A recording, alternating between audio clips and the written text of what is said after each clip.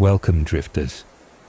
Tonight's story begins with the theft of the greatest weapon in all of Greek mythology, Zeus's Master Bolt. Its disappearance shook the heavens, and only one unlikely hero could hope to bring it back. When the son of Poseidon steps in, the world is thrown into a wild storm of gods, monsters, and secrets that could start a war. This isn't just any tale. It's the beginning of a legendary adventure filled with danger, betrayal, and ancient power. And if my videos help you escape, dream, or just sleep a little better, please leave a like and subscribe. It really does mean everything to me. Percy Jackson never asked to be different, but trouble always found him. At 12 years old, he was already on his last chance at Yancey Academy, a school for kids with problems, and he was just trying to survive another field trip without getting expelled.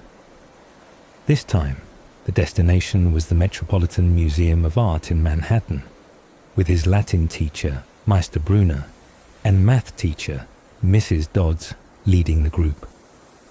Mr. Brunner was a strange but likable teacher, always dressed in a coffee-scented tweed jacket and riding a motorized wheelchair. He had a way of making ancient myths seem real and important.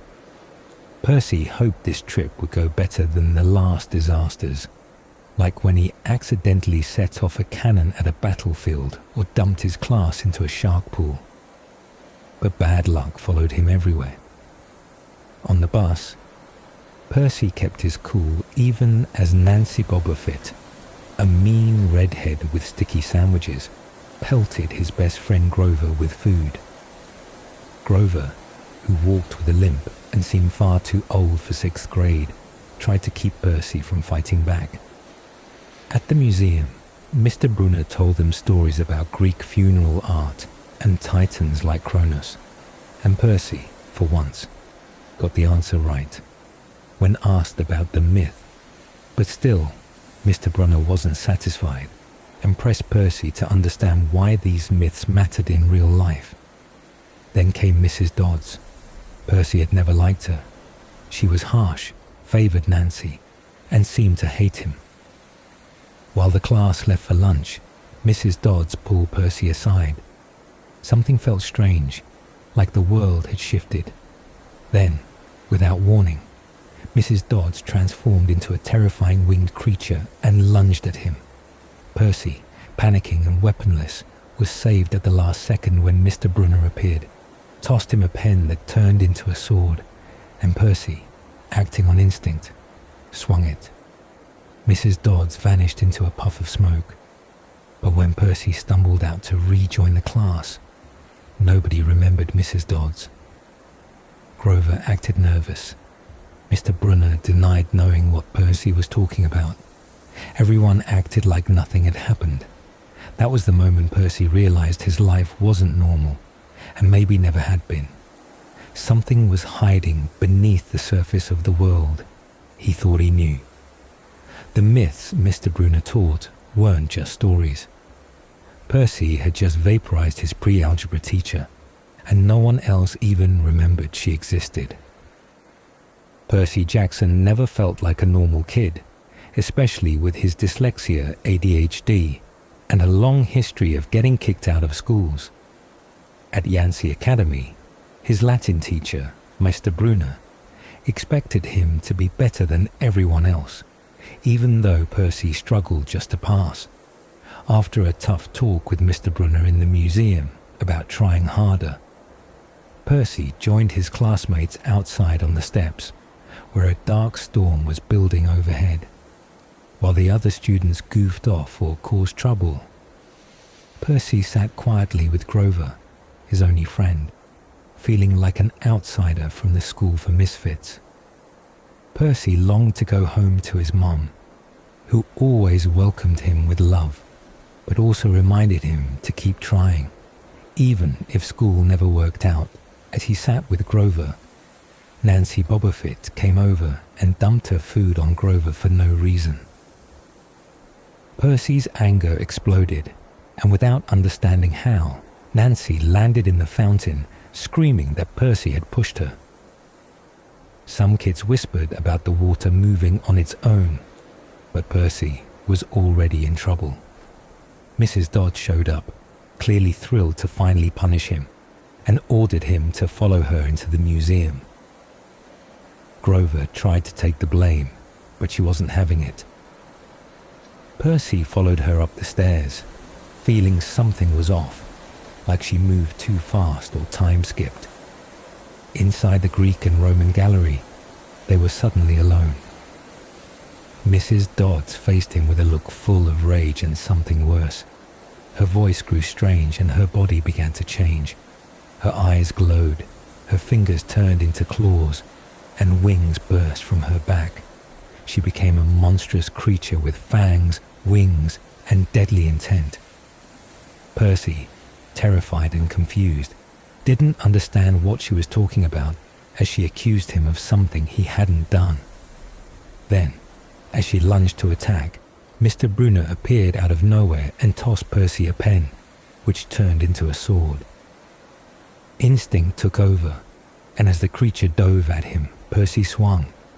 The sword passed through her like she was smoke, and she exploded into yellow dust, leaving only a foul smell and a chill that felt like her red eyes still watched him. Percy stood alone, shaken, holding a pen again, wondering if it had all been a dream. Mr. Brunner was gone, and the museum was empty. Dazed, Percy walked back outside into the rain, wondering if he was losing his mind, or if something far bigger and stranger had just started. Percy Jackson returned to the museum steps, soaked in confusion, still shaken from his strange encounter, only to be met with even more puzzling behavior. Nancy Bobofit, drenched from her tumble into the fountain, mocked him and mentioned a teacher named Mrs. Kerr, someone Percy had never heard of. When he asked Grover about Mrs. Dodds, Grover hesitated and avoided eye contact before pretending he didn't know who she was. Mr. Brunner also acted like nothing had happened, and when Percy asked him about Mrs. Dodds, he looked genuinely confused and insisted there had never been a teacher by that name. From then on, it felt like the whole school was in on a lie. Everyone remembered a teacher named Mrs. Kerr, who Percy was sure had only appeared at the end of the field trip. Percy tested classmates, dropping Mrs. Dodds's name in conversation, but all of them gave him blank stares. Only Grover flinched when he heard it, which told Percy that he wasn't imagining things. Something real had happened, but no one would admit it. Weird things continued to happen. The weather got worse, with violent storms and tornadoes, and Percy became more restless and angry. His grades fell even lower, and he fought more often with Nancy. Eventually, the school decided not to invite him back for the next year, and Percy, though sad to leave, was ready to go home to his mum, even if it meant dealing with his stepfather. Still, he would miss Grover, the woods, and surprisingly, Latin class. As the final exams approached, Percy struggled with the material, frustrated by the way the words danced off the page because of his dyslexia. Desperate, he decided to ask Mr. Brunner for help. But when he approached Brunner's office, he overheard something strange. Grover was inside, talking about Percy with deep concern, mentioning a kindly one at school and a looming summer solstice deadline. Mr. Brunner insisted Percy had to mature before learning the truth, and Grover sounded heartbroken, saying he couldn't fail again. Percy dropped his mythology book in shock, and a large shadow passed by, too tall for Mr. Brunner and holding something that looked like a bow. Percy hid as he heard hoof-like steps and a snuffling sound in the hallway, then slipped back to the dorm when things were quiet. Grover acted like nothing happened, but Percy couldn't shake what he'd heard. The next day, after the Latin exam, Mr. Brunner told Percy not to be discouraged about leaving Yancey, saying it was for the best, though his kind words only made Percy feel worse. Everything felt wrong. Percy now knew without a doubt that there were secrets being kept from him, dangerous ones, and that somehow he was right in the middle of them. Percy Jackson stood in front of his favorite teacher, Mr. Brunner, feeling crushed as the man told him he didn't belong at the school. Though Brunner tried to explain that Percy wasn't normal in a special way, the words only stung more. Percy stormed off and spent the last day of the term packing his things while the other boys bragged about luxurious summer plans. They came from powerful families, while Percy knew he'd spend his summer in New York walking dogs or selling magazines. Only Grover mattered to him, but to his surprise, Grover had a bus ticket for the same Greyhound heading into the city. Percy noticed Grover acting extra anxious, nervously watching everyone like he was expecting an attack. When Percy mentioned the kindly ones as a joke, Grover panicked, confirming Percy's suspicions that something strange had been going on. Grover reluctantly gave Percy a business card that read, "Grover Underwood, Keeper, Half-Blood Hill," and said he had to protect Percy. Percy, confused and annoyed, asked from what. That's when the bus broke down. As they waited on a quiet road, Percy noticed 3 old women at a fruit stand, knitting enormous socks with bright blue yarn. They looked ancient, like they came from another time, and they were staring straight at him. Grover's reaction terrified Percy. When one of the old women cut the yarn with a giant pair of golden scissors, Grover nearly collapsed, whispering that it was a bad sign. Percy didn't understand what it meant, but even he could tell it was something serious. Grover said things never went well after 6th grade and insisted on walking Percy home from the station. Percy agreed, but had no plans to follow through. Once they arrived, Grover rushed to the restroom, and Percy quickly slipped away, catching a taxi to his apartment in Manhattan. As the cab drove uptown, Percy thought about his mom, Sally Jackson, the kindest person he knew, someone who had faced one tragedy after another. Raised by a neglectful uncle after her parents died in a plane crash, she had worked hard to give Percy the best life she could, even if it meant suffering under the weight of bad luck and a miserable marriage. Percy was relieved to be heading home to her, even if he didn't fully understand the strange things happening around him. Between teachers who disappeared, mythological monsters, classmates who lied, and ancient women knitting what felt like fate itself, Percy knew something was coming. And now he was sure that whatever it was, Grover and Mr. Brunner knew more than they were saying, and he might not have much time before his whole world changed again. Percy's mum had always wanted to be a writer, but her dreams were crushed when her uncle got cancer and she had to drop out of high school to care for him. After he passed, she was left with nothing. No family, no diploma, no support. Then she met Percy's dad, who Percy never remembered but always imagined as warm and kind. His mom never spoke about him much because it made her sad.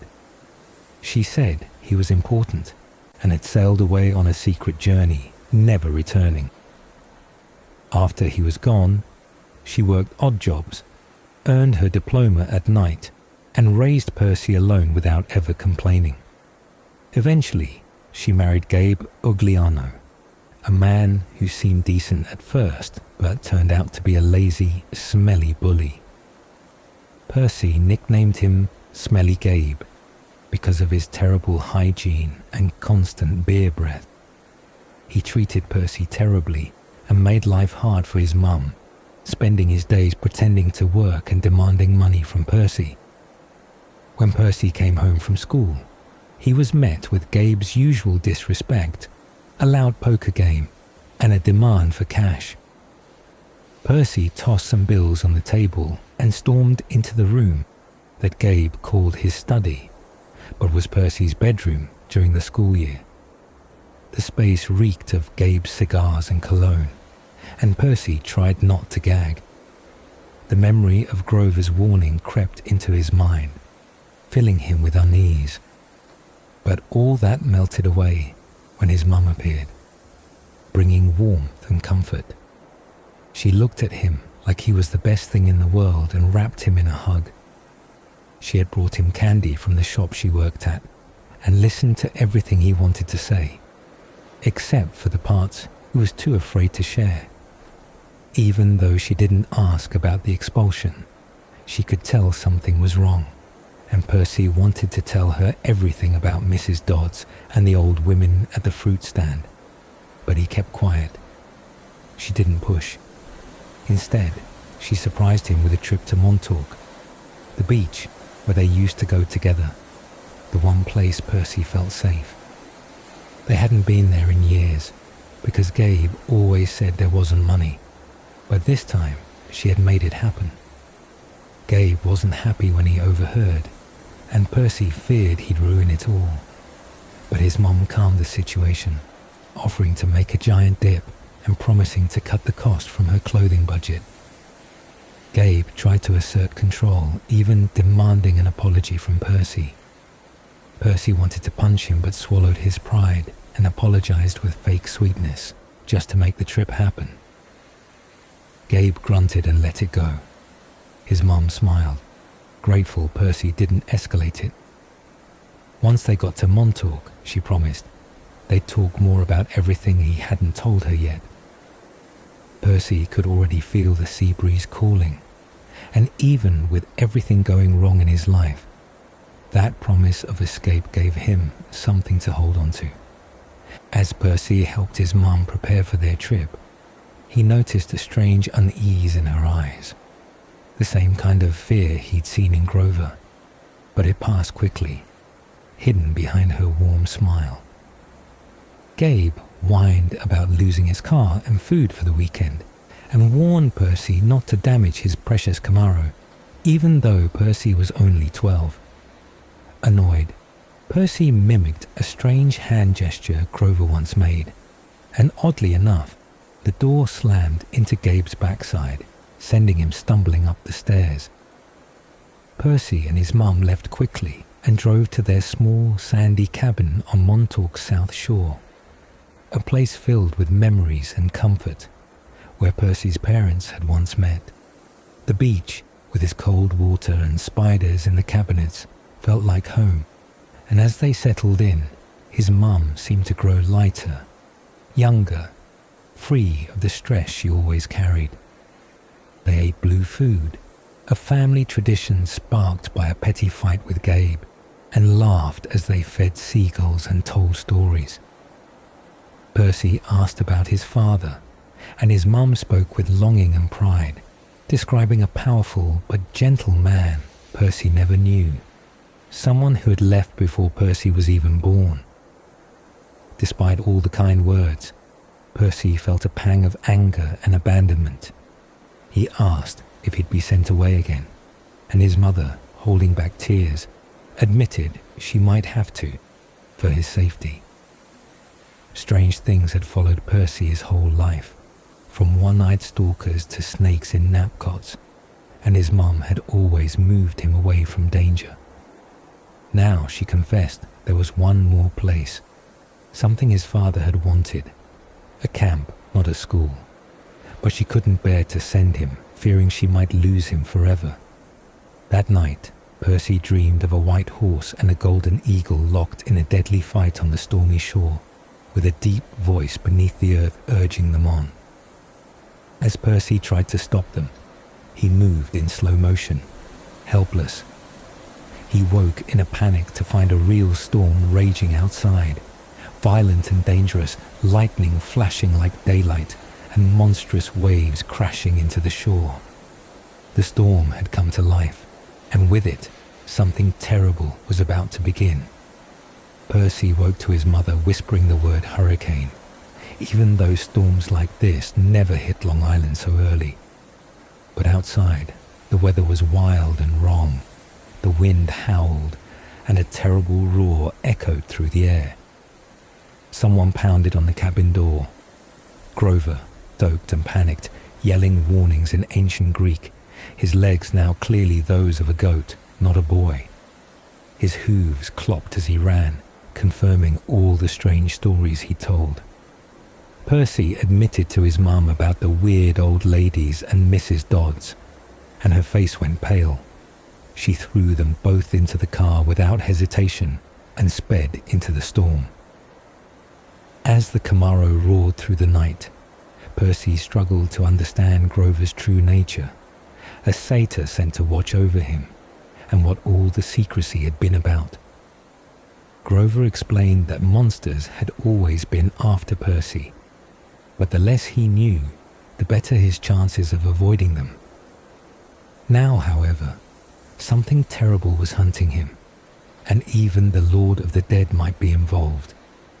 Percy's mum revealed they were heading to a camp his father had once wanted for him, a place she had avoided mentioning for years. When Grover admitted the 3 old ladies from the fruit stand were actually the Fates, and they only appeared before someone's death, Percy realized how serious things really were. Just as they approached their destination, a flash of lightning and a thunderous boom sent their car flying off the road. They weren't dead, but the Camaro was destroyed, stuck in a muddy ditch with its roof cracked open. Grover lay unconscious, blood on his face, and Percy was filled with panic until Grover groaned the word food.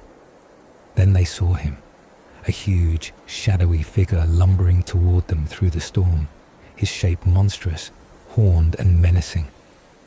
Percy's mum told him to run, to get to the pine tree at the top of the hill, cross the property line, and find the farmhouse where he would be safe. She begged him not to look back and not to stop. But Percy, overwhelmed and scared, refused to leave her behind. He tried to wake Grover and escape together, but the monster kept coming closer, and the night had only just begun to reveal its darkest dangers. The monster came closer, and Percy realized the huge horned figure wasn't wearing a blanket, but had a massive, furry head with giant horns. It was the Minotaur, straight out of myth. His mother urgently told Percy to run to the pine tree at the top of the hill, the boundary to safety, but he refused to leave her or Grover behind. Together, they dragged Grover through the rain-soaked field as the monster approached, sniffing and snorting. The beast hurled Gabe's Camaro down the road like a toy, its explosion lighting up the night. Percy's mum gave him a quick plan. Wait until the creature charges, then dodge sideways, because the beast couldn't turn well. When it finally noticed them, the Minotaur bellowed and charged uphill. Percy ran off to draw it away, while his mum tried to protect Grover, but the monster turned on her.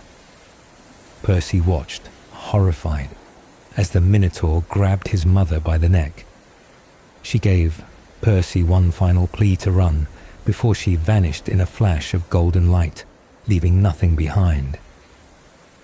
Anger surged through Percy. He screamed at the monster, waving his red jacket to get its attention. As the beast charged again, Percy jumped straight up, landed on its head and grabbed its horns. It slammed into the tree and tried to shake him off, but Percy held tight. When the Minotaur went after Grover again, Percy used his rage to twist and snap one of its horns off, then got flung across the field. Dazed but determined, Percy rose with the horn in hand, and, as the beast ran past, he stabbed it deep in the side. The Minotaur let out one last cry before crumbling into dust. The storm quieted. The rain stopped. The monster was gone, but so was his mother, and Percy stood trembling in the aftermath, weak, broken, and heartbroken. Percy wanted to fall apart, but Grover needed help, so he dragged him through the rain toward the lights of a farmhouse crying out for his mother. He collapsed on a porch, barely conscious, greeted by a bearded man and a blonde girl, who recognized him immediately. In a haze of strange dreams, he drifted in and out of sleep, spoon-fed by the girl who asked him urgent questions he didn't understand. When Percy finally woke up for good, he was on a porch with a soft blanket and a pillow, staring out at a peaceful valley full of strawberries and hills. Grover sat nearby, wearing a bright orange Camp Half-Blood shirt, and handed Percy a shoebox containing the broken horn of the Minotaur, confirming that none of it had been a dream. Percy asked about his mother, and Grover's silence confirmed the worst. She was gone. Though Percy was overwhelmed with grief, he told Grover it wasn't his fault. Grover admitted he was supposed to protect Percy as his keeper, but felt like a failure.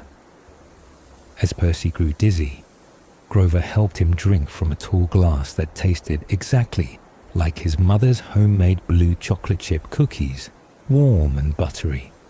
It filled him with strength and comfort, like his mum had touched him one last time.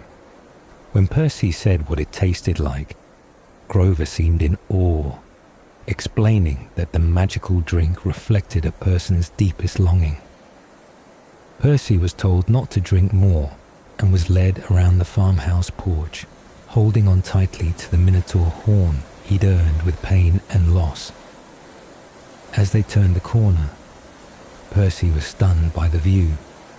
Greek-style buildings, kids training, canoes on a lake, and even horses with wings. It looked like a mix of an ancient myth and summer camp alive with activity. Down the porch, two men played cards with a blonde girl nearby.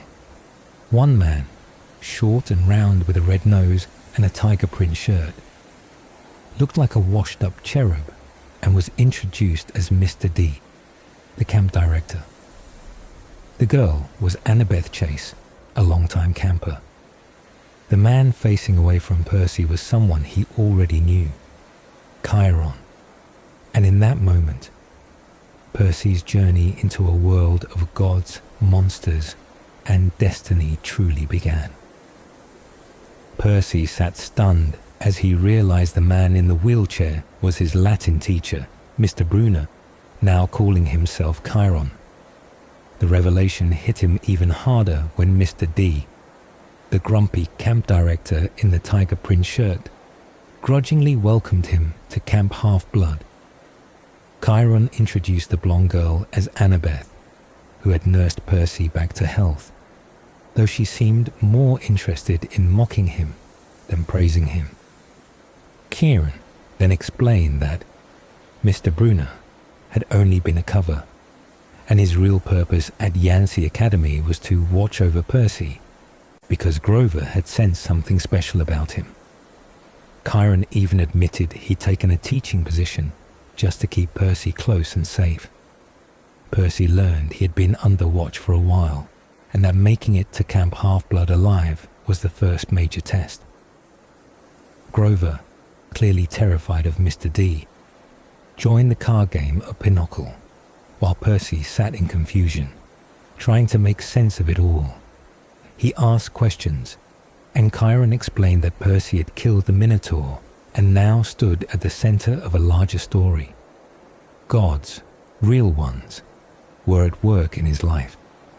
Mr. D, impatient and sarcastic, mocked Percy's disbelief and dropped hints that he himself was not entirely human. As Grover nervously chewed on an aluminum soda can, Percy asked whether Chiron truly meant that the Greek gods were real. Chiron confirmed that gods like Zeus, Hera, and Apollo were not myths, but living, immortal beings.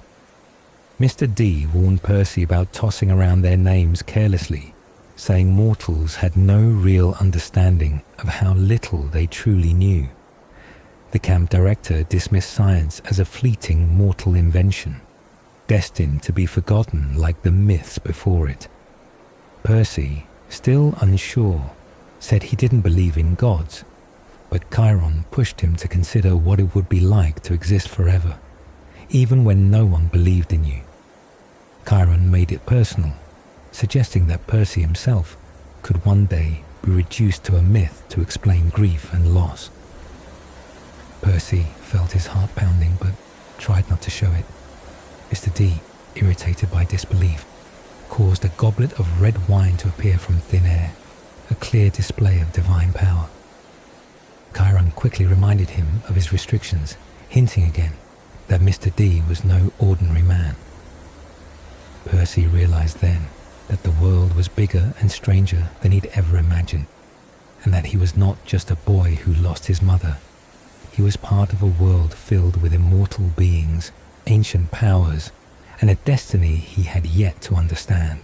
Mr. D, the camp director, explained that his father was Zeus, the king of the gods, and that he himself was Dionysus, god of wine and madness, punished and stuck at Camp Half-Blood for causing trouble. Percy realized this strange, grumpy man with magical powers was indeed a god, and he felt both awe and fear.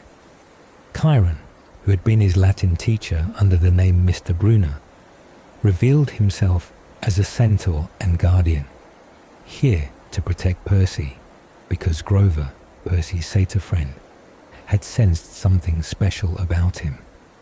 They talked about the Greek gods, explaining that these gods were not just myths, but real, immortal beings who had moved their home over centuries following the heart of Western civilization. The gods had traveled from Greece to Rome, through Europe, and now resided in America, the current center of their power. Percy learned that the Olympian gods were alive and well, hidden in plain sight, with their images visible in American symbols and architecture. As Chiron spoke, Percy felt overwhelmed but realized he was being pulled into a world far larger than he'd ever imagined.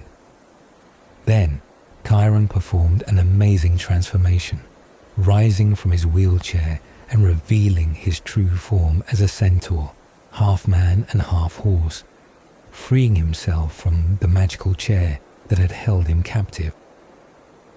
Percy was both amazed and cautious as they toured Camp Half-Blood, a place full of children like him and their satyr protectors. The camp was bustling with activity.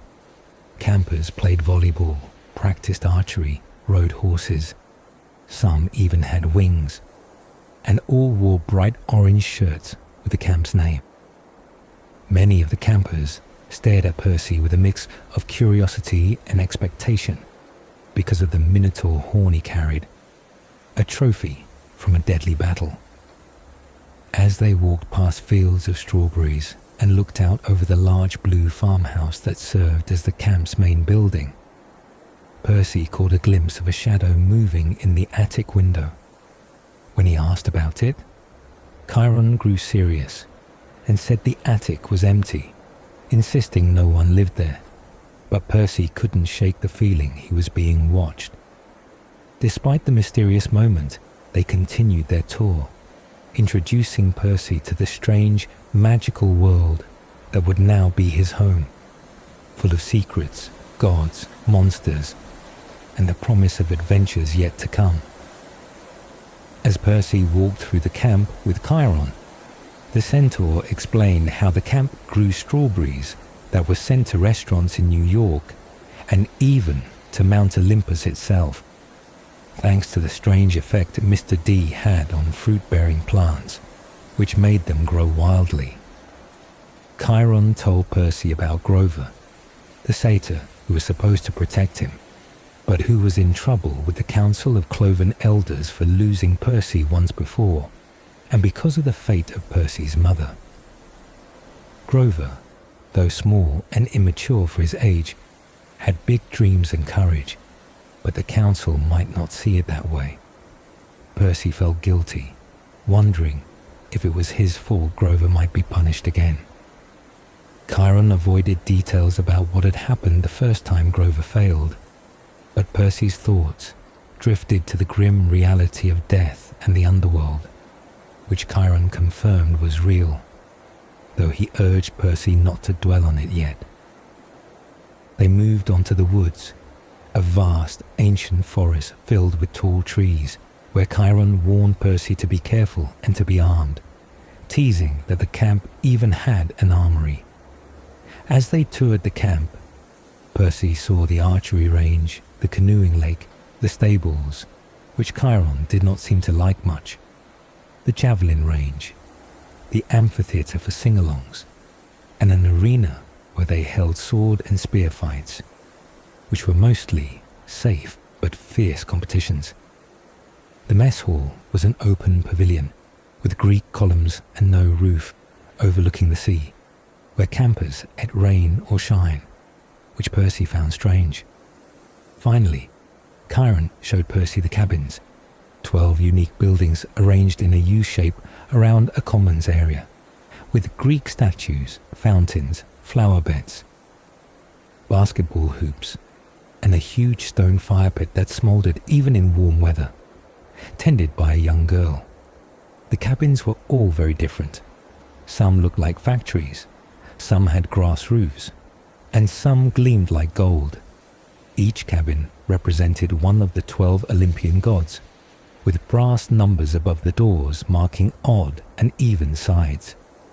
The biggest cabins, 1 and 2, looked like marble mausoleums, with heavy columns and polished bronze or decorated doors, belonging to Zeus and Hera, though both were empty, because no one stayed there. Cabin 3 had rough stone walls, decorated with seashells and coral, smelling salty like the ocean, but inside it was cold and empty, filled with untouched beds, making Percy feel sad. Other cabins were full of campers, like Cabin 5, painted bright red with barbed wire on the roof and a wild boar's head over the door. Inside, noisy kids argued and arm wrestled, blasting rock music. A tough-looking girl sneered at Percy, reminding him of a bully from his old school. As they continued, Percy noticed no other centaurs besides Chiron, and when he asked, Chiron explained that his kin were wild and barbaric, more likely to be found in the wilderness or at big events than at camp. Chiron confirmed he was the legendary centaur from the stories, the trainer of heroes like Hercules, and that he could not die because long ago the gods had granted him a wish to keep doing the work he loved forever.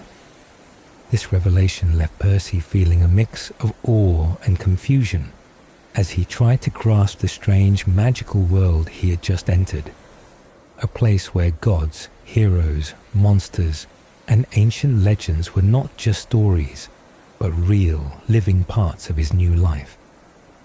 Percy learned that Chiron, the centaur, had been a teacher of heroes for thousands of years, granted immortality so he could continue his work as long as humanity needed him. Though it was a lonely and sometimes depressing role, it was never boring. Soon they met Annabeth, a sharp and serious girl reading a Greek book near Cabin 11, where new and undetermined campers stayed. This cabin was crowded and chaotic, filled with boys and girls sleeping in sleeping bags on the floor because there were no empty beds. The campers sized Percy up, some suspicious, others curious, and he quickly realized this was a tough crowd, not unlike any school he'd been to before. Annabeth introduced him to Luke, a cool and friendly counselor with a scar on his face who explained that Percy was undetermined because they didn't know which god was his parent, so he had to stay in cabin 11 for now. Percy felt out of place with nothing to call his own, just the Minotaur's horn he carried. Annabeth tried to push him to improve his attitude, warning him that many kids at camp wished they had Percy's chance to fight a monster like the Minotaur. Percy struggled to understand because the Minotaur from the stories had been killed by Theseus ages ago. But Annabeth explained that monsters don't really die. They are primal forces called archetypes that reform over time. This meant Mrs. Dodds, Percy's math teacher, who turned out to be a fury, was still out there and angry at him. Annabeth warned him never to say certain names, like furies, aloud, calling them instead the kindly ones, a sign of fear and respect. Percy asked why he had to stay in the crowded cabin 11 when other cabins had empty beds, but Annabeth revealed that where campers lived depended on who their godly parent was. She hinted that his father was not dead, contradicting Percy's belief that his dad was gone and that he only knew his mortal mother, Sally Jackson.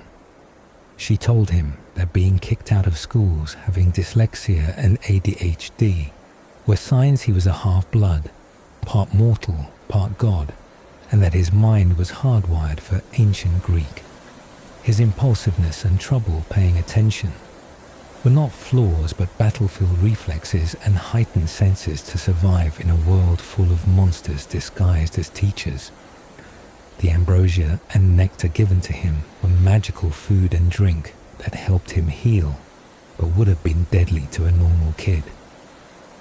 Before Percy could absorb all this, Clarice, a tough and mean girl from Cabin 5 with a gang of followers, swaggered up threateningly. Annabeth tried to brush her off, but Clarice warned of a coming challenge on Friday night, promising to pulverize him in a fight, showing the harsh and dangerous reality of camp life. Percy was now caught between legends and a present filled with strange gods, deadly monsters, and rival campers who wanted to test him, leaving him overwhelmed but slowly realizing that this new world was where he truly belonged. Clarice, the daughter of Ares and a fierce, intimidating girl, immediately challenged Percy, calling him a runt and dragging him into the girls' bathroom for an initiation fight. Despite his struggles, Percy suddenly caused a strange power to erupt from the toilets and showers, blasting Clarice and her friends out of the bathroom with streams of water, leaving the whole place flooded, while Percy himself remained perfectly dry in the center of a dry circle. Annabeth, the smart and serious girl who had been watching, was soaked but unharmed, and she was clearly impressed. Outside, Clarice and her friends were soaked and angry, vowing revenge, while Percy began to realize that this camp was unlike anything he'd known before. The news of his bathroom battle spread quickly, and Annabeth showed him more of the camp, including the metal shop where kids forged swords, the arts and crafts room where satyrs worked on statues, and a terrifying climbing wall full of traps and dangers. Percy soon learned that he had somehow become connected to the plumbing, causing the water to respond to him in ways he didn't understand, and Annabeth told him he needed to talk to the oracle to find out more. As they walked past the lake, Percy noticed two girls beneath the water, smiling and waving, who were naiads, water nymphs, known for their dangerous flirtations. Annabeth warned him not to encourage them, and Percy felt overwhelmed, wishing he could just go home. But Annabeth made it clear that this camp was the only safe place for kids like them. Kids who were not fully human, but half-human, half-god, known as demigods or half-bloods. She explained that the gods still roamed the world, having children with mortals just as they did in the old myths. So being a half-blood was real, not just a story. Percy admitted he was scared, but slowly started to accept this truth. When he asked about his father, Annabeth shared that hers was a human history professor, and she herself was the daughter of Athena, the goddess of wisdom and battle. Percy's own parentage remained a mystery. He was undetermined, and even his mother didn't know who his godly father was, though Percy hoped his father would send a sign to claim him, as sometimes happened with demigods. Annabeth warned him that the gods were busy and didn't always pay attention to their children. leaving some campers waiting forever for a sign that might never come. Percy noticed the sadness in some campers' faces, knowing that life here was uncertain and sometimes lonely. He asked if he would be stuck at camp forever, and Annabeth said it depended on which god was your parent. Children of less powerful gods might only need summer training and could live in the mortal world the rest of the year, while others had to stay longer because monsters hunted them relentlessly.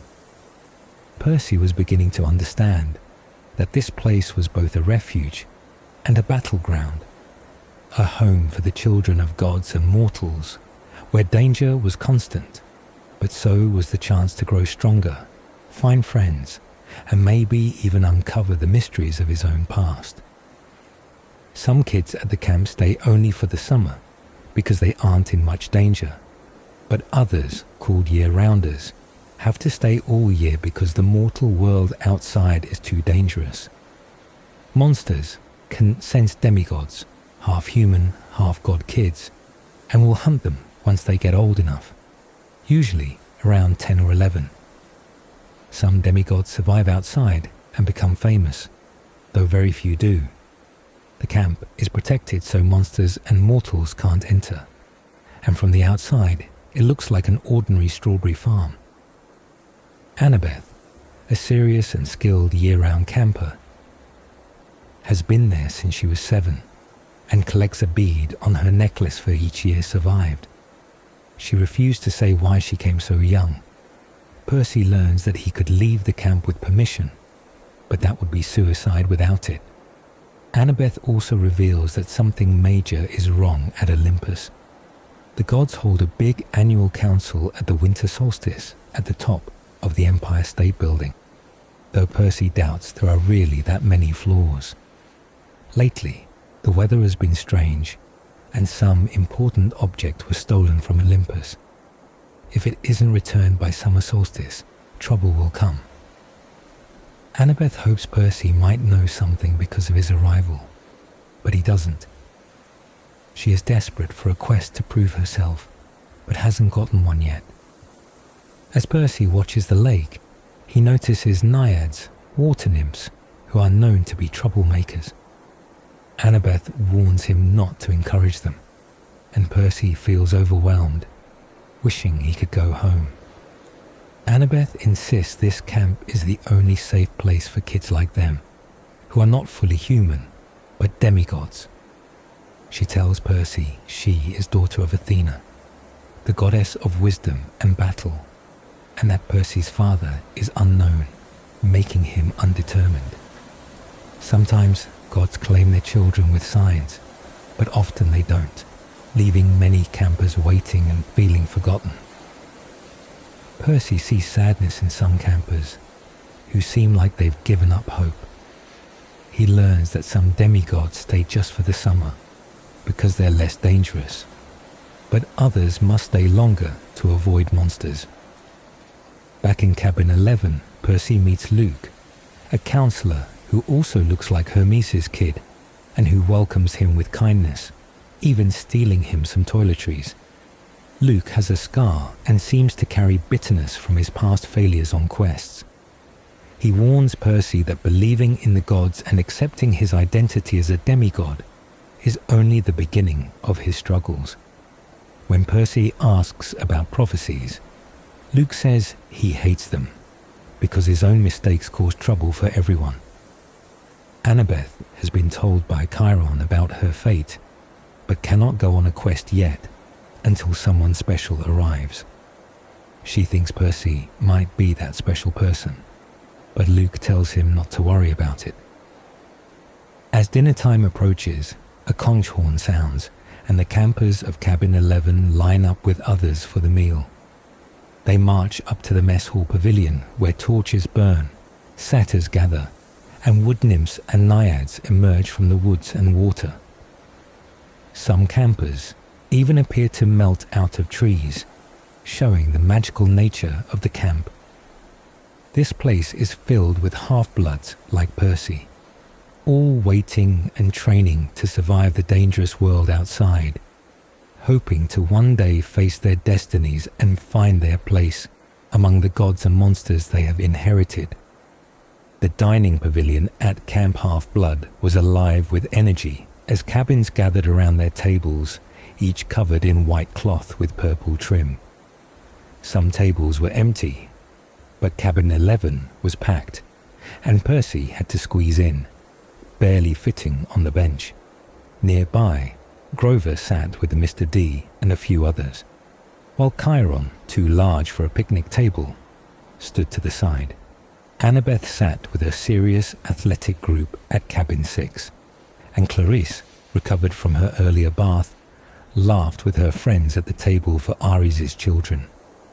When Chiron called for silence and toasted to the gods, platters of food were brought out: grapes, apples, strawberries, cheese, bread, and barbecue.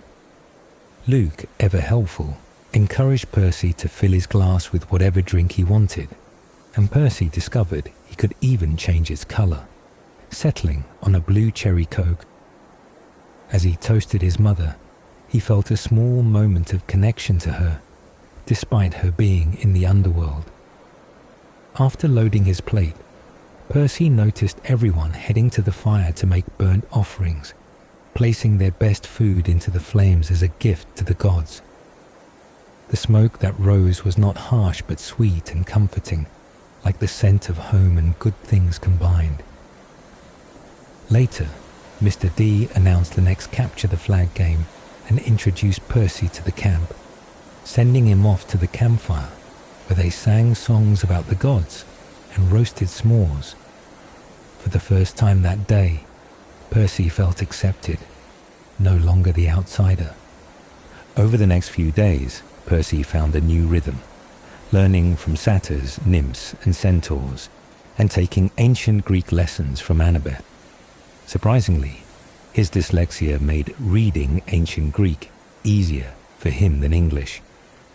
Despite trying many activities, archery, foot racing, and wrestling, Percy struggled to find his strength, especially since Clarisse easily dominated him on the wrestling mat. Canoeing was his only talent, though not the heroic skill others expected. The other campers and counselors tried to guess which god was his father, but he fit no clear mold. Luke suggested he might be a child of Hermes, a jack of all trades, but even Luke was uncertain. Still, Percy grew fond of camp life, from the morning fog on the beach to the strange nighttime sounds from the woods. Each dinner, he offered a portion of his meal to the fire, hoping to connect with his unknown father. But all he felt was a warm memory, a flicker of his father's smile. His thoughts often drifted to his mother and the hope of finding a way to save her from the underworld. He understood Luke's bitterness, how gods might be too busy to care or to reach out to their children, despite their power to conjure miracles. 3 days after arriving, Percy began sword-fighting lessons in a large circular arena with Luke as instructor. The training started with basic moves against straw dummies, and though Percy understood the techniques and had quick reflexes, none of the practice swords felt right in his hands, either too heavy, too light, or the wrong size. Luke tried to help him find the perfect sword, but none suited him. They then moved to dueling pairs, and Luke, known as the best swordsman in centuries, partnered with Percy. The lessons were tough and demanding. Luke corrected every mistake with swift, firm strikes, pushing Percy to keep his guard up and move correctly. Despite getting bruised and sweaty, Percy kept going, determined to improve. A break came, and the campers rushed for drinks. Luke cooled off with ice water poured over his head, and Percy followed, feeling revived and stronger. The awkwardness with the sword lessened as his confidence grew. Luke called the group back to the circle for a demonstration, and Percy braced himself, wondering what was about to happen next. Through these first days, Percy slowly adjusted to life at Camp Half-Blood, a place both magical and challenging, where every camper was searching for their place, their strength, and their destiny in a world filled with gods, monsters, and ancient powers. Luke gathered the Hermes kids around, grinning as they watched him use Percy for a demonstration. He showed them a tricky, disarming move that took years to master. Twisting an enemy's sword until it dropped, he practiced it slowly on Percy, making his sword clatter to the ground. Then they tried for real. Percy dodged and countered Luke's attacks, feeling the sword grow heavy, knowing he couldn't hold out long. On a wild guess, he twisted Luke's blade and, to everyone's shock, disarmed him. The sword flying away as Percy's tip hovered near Luke's chest. The crowd fell silent, stunned by the beginner's luck, but Luke grinned and wanted to see it again. This time, Luke easily disarmed Percy, but his interest in Percy's potential was clear. Later, Percy rested by the lake with Grover after a dangerous climbing wall incident that nearly burned him. Percy asked about Grover's talk with Mr. D, and Grover's pale face showed the tension. Grover explained he still needed to prove himself to get a searcher's license, a job protecting demigods on quests, and that his fate was tied to Percy's. If Percy got a quest and they both survived, maybe Grover would earn the license. Grover was doubtful though, especially since quests were rare and he doubted Percy wanted him along. They talked about their talents, gods, and the camp's empty cabins. Grover said Artemis's cabin was empty because she vowed to remain a maiden, and Hera's cabin was honorary, since she, as goddess of marriage, didn't father children with mortals. The real big three cabins belonged to Zeus, Poseidon, and Hades, who divided the world after defeating the Titans. Zeus got the sky, Poseidon the sea, and Hades the underworld. But Hades had no cabin at camp and kept to his domain. After World War II, the big three agreed to stop having demigod children to avoid powerful offspring causing disasters. Zeus, Poseidon, and Hades swore a serious oath on the river Styx not to have more kids.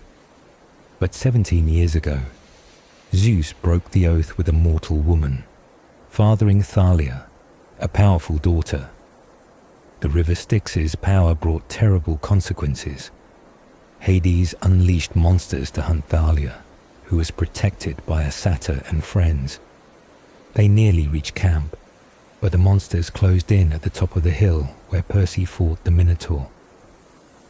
Thalia, wounded and tired, chose to stand and fight alone, letting the others escape.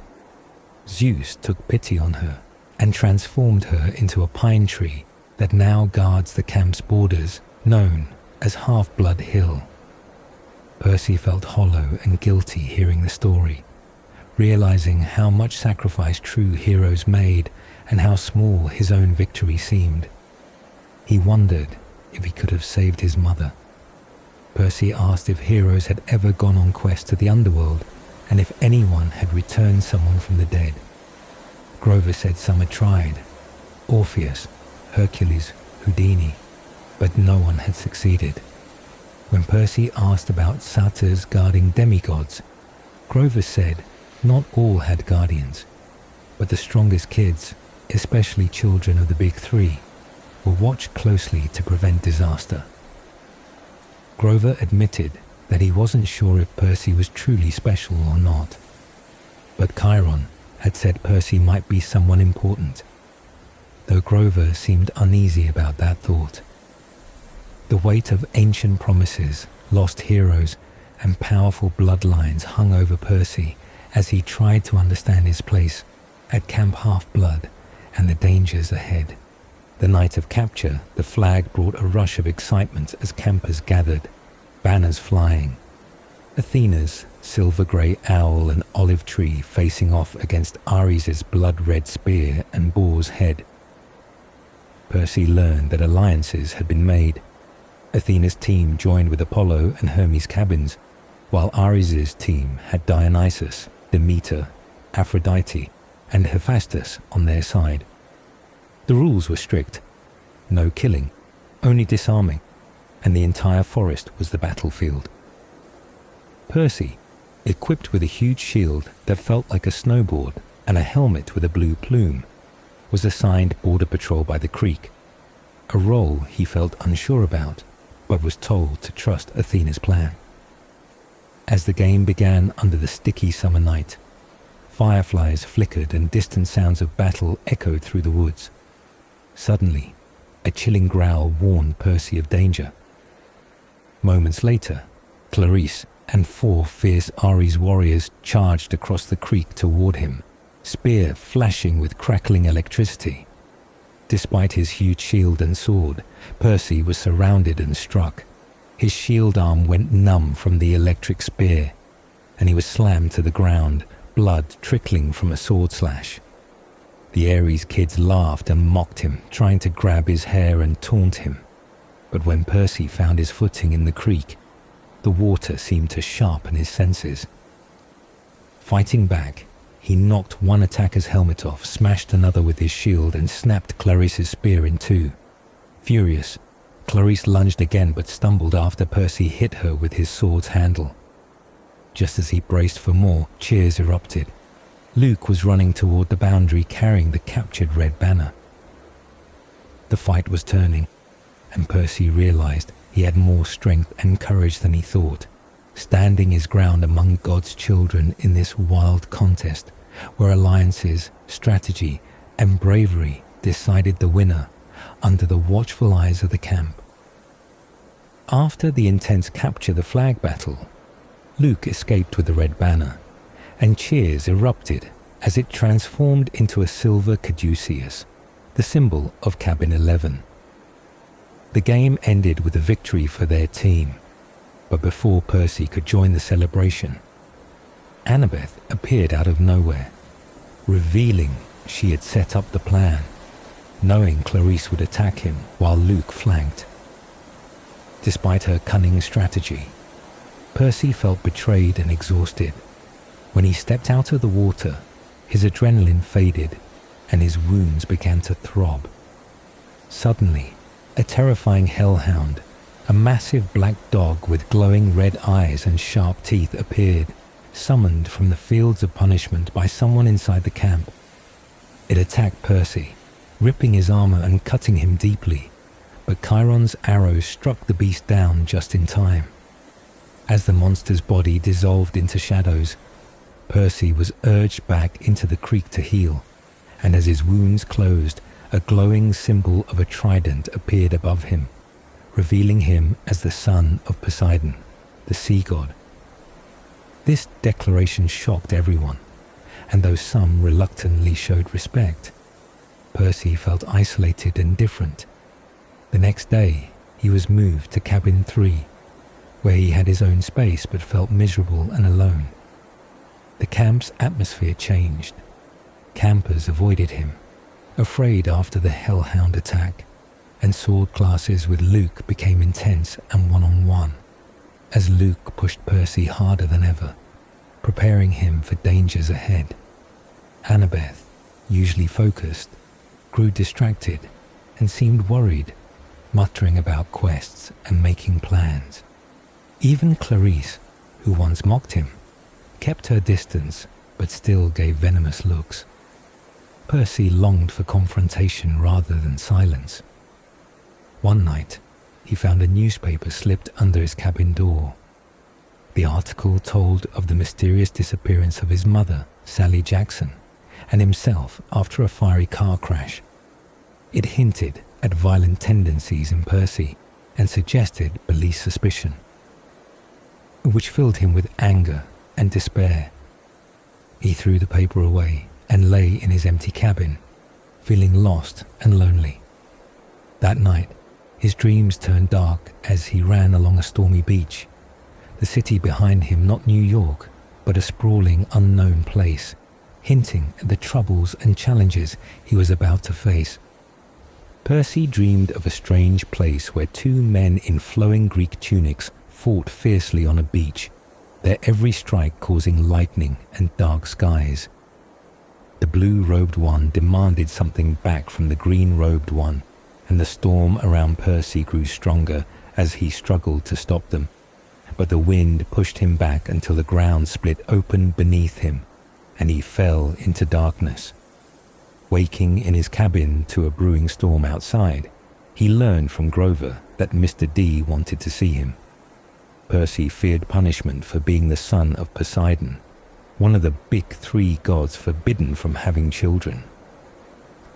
As they approached the big house, the storm seemed unnatural, yet Grover assured him it would pass, as bad weather never stayed in the valley. Inside, Dionysus joked about wanting to incinerate Percy, but Chiron insisted on keeping him safe. Dionysus threatened to turn Percy into a dolphin and send him back to his father if he remained at camp, then vanished mysteriously. Chiron, serious and tired, asked Percy about the hellhound that had attacked him. Percy admitted he was scared and barely survived. Chiron warned him that worse dangers awaited. Then, he asked if Percy would accept a quest. Percy, surprised he had not been told what the quest was, listened as Chiron explained the gods' conflict. Poseidon and Zeus were fighting over a stolen item, a powerful lightning bolt, the master weapon forged by Cyclops that symbolized Zeus's power and was capable of massive destruction. Zeus believed Poseidon had the bolt and was using Percy as a pawn, suspecting him to be the thief, though Percy protested his innocence and ignorance of Olympus. The storm outside grew worse, sealing the camp as if trapped, while Percy realized the gravity of the divine conflict and his dangerous role in it. Percy struggled to accept the heavy accusations against his father Poseidon, as Zeus believed Poseidon had stolen his master lightning bolt and used Percy as a pawn in this divine conflict. Chiron reminded Percy of the tense history between the brothers, including an ancient incident where Poseidon and others trapped Zeus to force him into being a better ruler. Though Poseidon denied stealing the bolt, Zeus demanded its return by the summer solstice, threatening war if it wasn't found soon. This war would mean chaos and destruction for the world, and Percy would be the first to suffer Zeus's anger. Realizing he must act, Percy agreed to take up a quest to find the stolen bolt and return it to Zeus, hoping this peace offering might prevent disaster. Chiron warned him that the details were hidden for now, fearing Percy would be too afraid to accept the challenge if he knew too much. Percy climbed to the attic to consult the oracle, where he encountered a spooky mummy that wasn't truly alive but housed the prophetic spirit of Delphi. The spirit spoke through eerie green mist, revealing cryptic warnings. Percy must go west and face a god who has turned against them, find what was stolen and return it safely. But he would be betrayed by a supposed friend and ultimately fail to save what mattered most. Percy was left unsettled and confused, but he understood that the oracle's words often had double meanings and that the full truth would only become clear with time. Back with Chiron and Grover, Percy shared what he learned, though he kept the most troubling parts to himself. They began to plan, knowing that his journey would be perilous and that the stakes were as high as the fate of the gods themselves. Percy learned that the brewing war between Zeus and Poseidon was being manipulated by a third, dangerous player, Hades, the Lord of the Dead, who held a grudge against his brothers for forcing him into an oath not to have children, an oath both Zeus and Poseidon had broken. This made Hades eager to see their downfall, and he had already tried to kill Percy several times, sending deadly monsters after him. Worse, Hades had secretly stolen Zeus's master lightning bolt and hidden it in the underworld, framing Poseidon and setting the stage for a godly war. only a mortal hero like Percy could enter the underworld to retrieve the bolt, because gods cannot enter each other's realms without invitation. But heroes have the freedom to cross boundaries and challenge anyone. Though Percy felt anger and a burning desire for revenge, knowing Hades was behind his mother's disappearance and was now trying to destroy him and his father, he was also scared. Yet he accepted the quest because failure meant disaster for the world. Grover, his loyal satyr friend, was scared too, but vowed to stay by Percy's side. The oracle had given a cryptic prophecy that Percy would go west, face a god who had turned, find what was stolen, be betrayed by a friend, and fail to save what mattered most, making the mission even more daunting. The entrance to the underworld was currently located in Los Angeles, but traveling by plane was impossible because that meant entering Zeus's domain, where Percy would never survive. Instead, he had to travel overland, accompanied by Grover and a new companion, Annabeth, daughter of Athena, who volunteered to guide him. Though Percy had mixed feelings about this, he knew he needed her help to survive. The three prepared to leave, packing only essentials like mortal money and golden drachmas, nectar and ambrosia to heal wounds, and Annabeth's magic Yankees cap and hidden bronze knife. Grover disguised himself to pass as human. As the storm raged overhead, the urgency of the quest pressed down on them.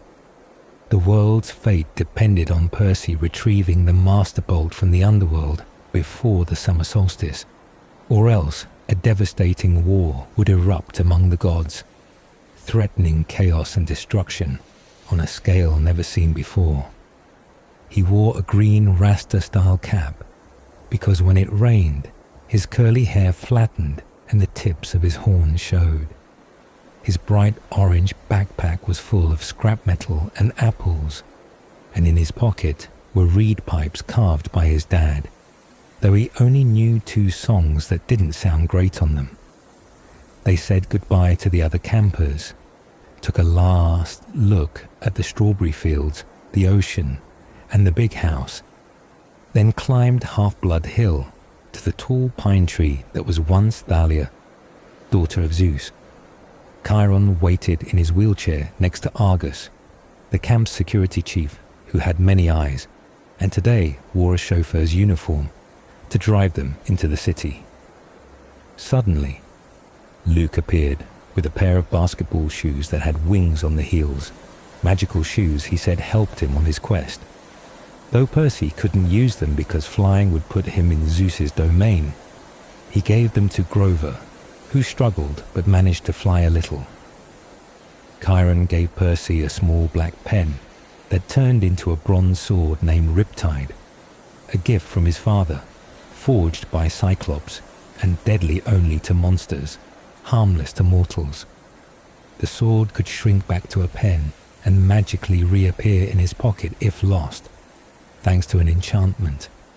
Chiron explained that a mystical mist would hide the true nature of things from mortals, so if Percy used his sword, humans wouldn't notice anything strange. Percy realized this quest was real and dangerous. He was leaving with no adult help, no backup, and no phone, since monsters could track signals. Curious about the gods, Percy asked Chiron about the time before them. Chiron said there were 4 ages before the gods, the last called the Golden Age, but it was actually a dark and savage time when Titans ruled and cared nothing for humans, except as food or amusement. Progress began only when Zeus's rule started, and Prometheus brought fire to humans, though he was punished for it. Eventually, the gods grew to care for humans, and Western civilization was born. Chiron told Percy that as long as Western civilization lasted, the gods lived, but no one knew how long that would be, hinting that even if Percy failed, the future was uncertain and fragile. The gods were immortal, but so were the Titans. who remained locked away in prisons, suffering endless pain though weakened, and the hope was that the gods would never face such a fate, or that the world would return to the chaos of the past. Chiron told Percy to stay calm and remember that he might prevent the biggest war in history. As they left Half-Blood Hill, Percy noticed Chiron transform back into his centaur form, bow raised in farewell.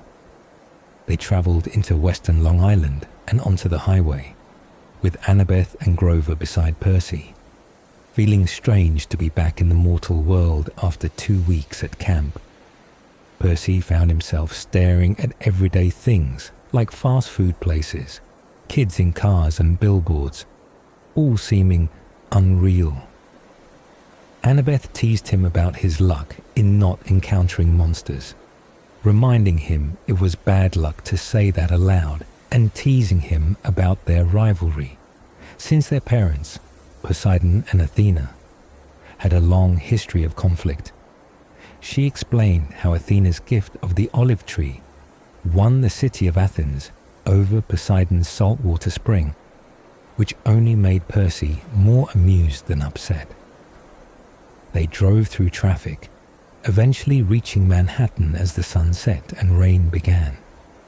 Argus dropped them at the Greyhound bus station near Percy's mother's old apartment, where Percy noticed a soaked flyer with his face asking if anyone had seen him, which he tore down quickly.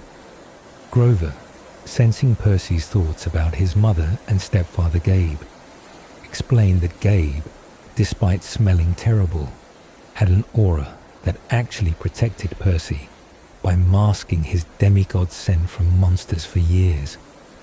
Percy felt a mix of guilt and hope, realizing his mother stayed with Gabe to protect him, though he still resented Poseidon for abandoning them and only claiming him now out of need. The oracle's ominous warning about betrayal and failure echoed in his mind as rain poured down, but to pass the time, they played hacky-sack with an apple, which Grover promptly ate by mistake, making Percy and Annabeth laugh. When the bus arrived, they got in line, but Grover suddenly sensed something wrong, sniffing the air tensely. Once on the bus, they sat in the back, and Percy noticed an old woman boarding who looked exactly like the sinister Mrs. Dodds he had encountered before. She was soon joined by 2 other similar old women, all 3 clearly evil furies from the underworld, making Percy's heart race. These demon triplets sat up front and blocked the aisles, signaling that no one could leave.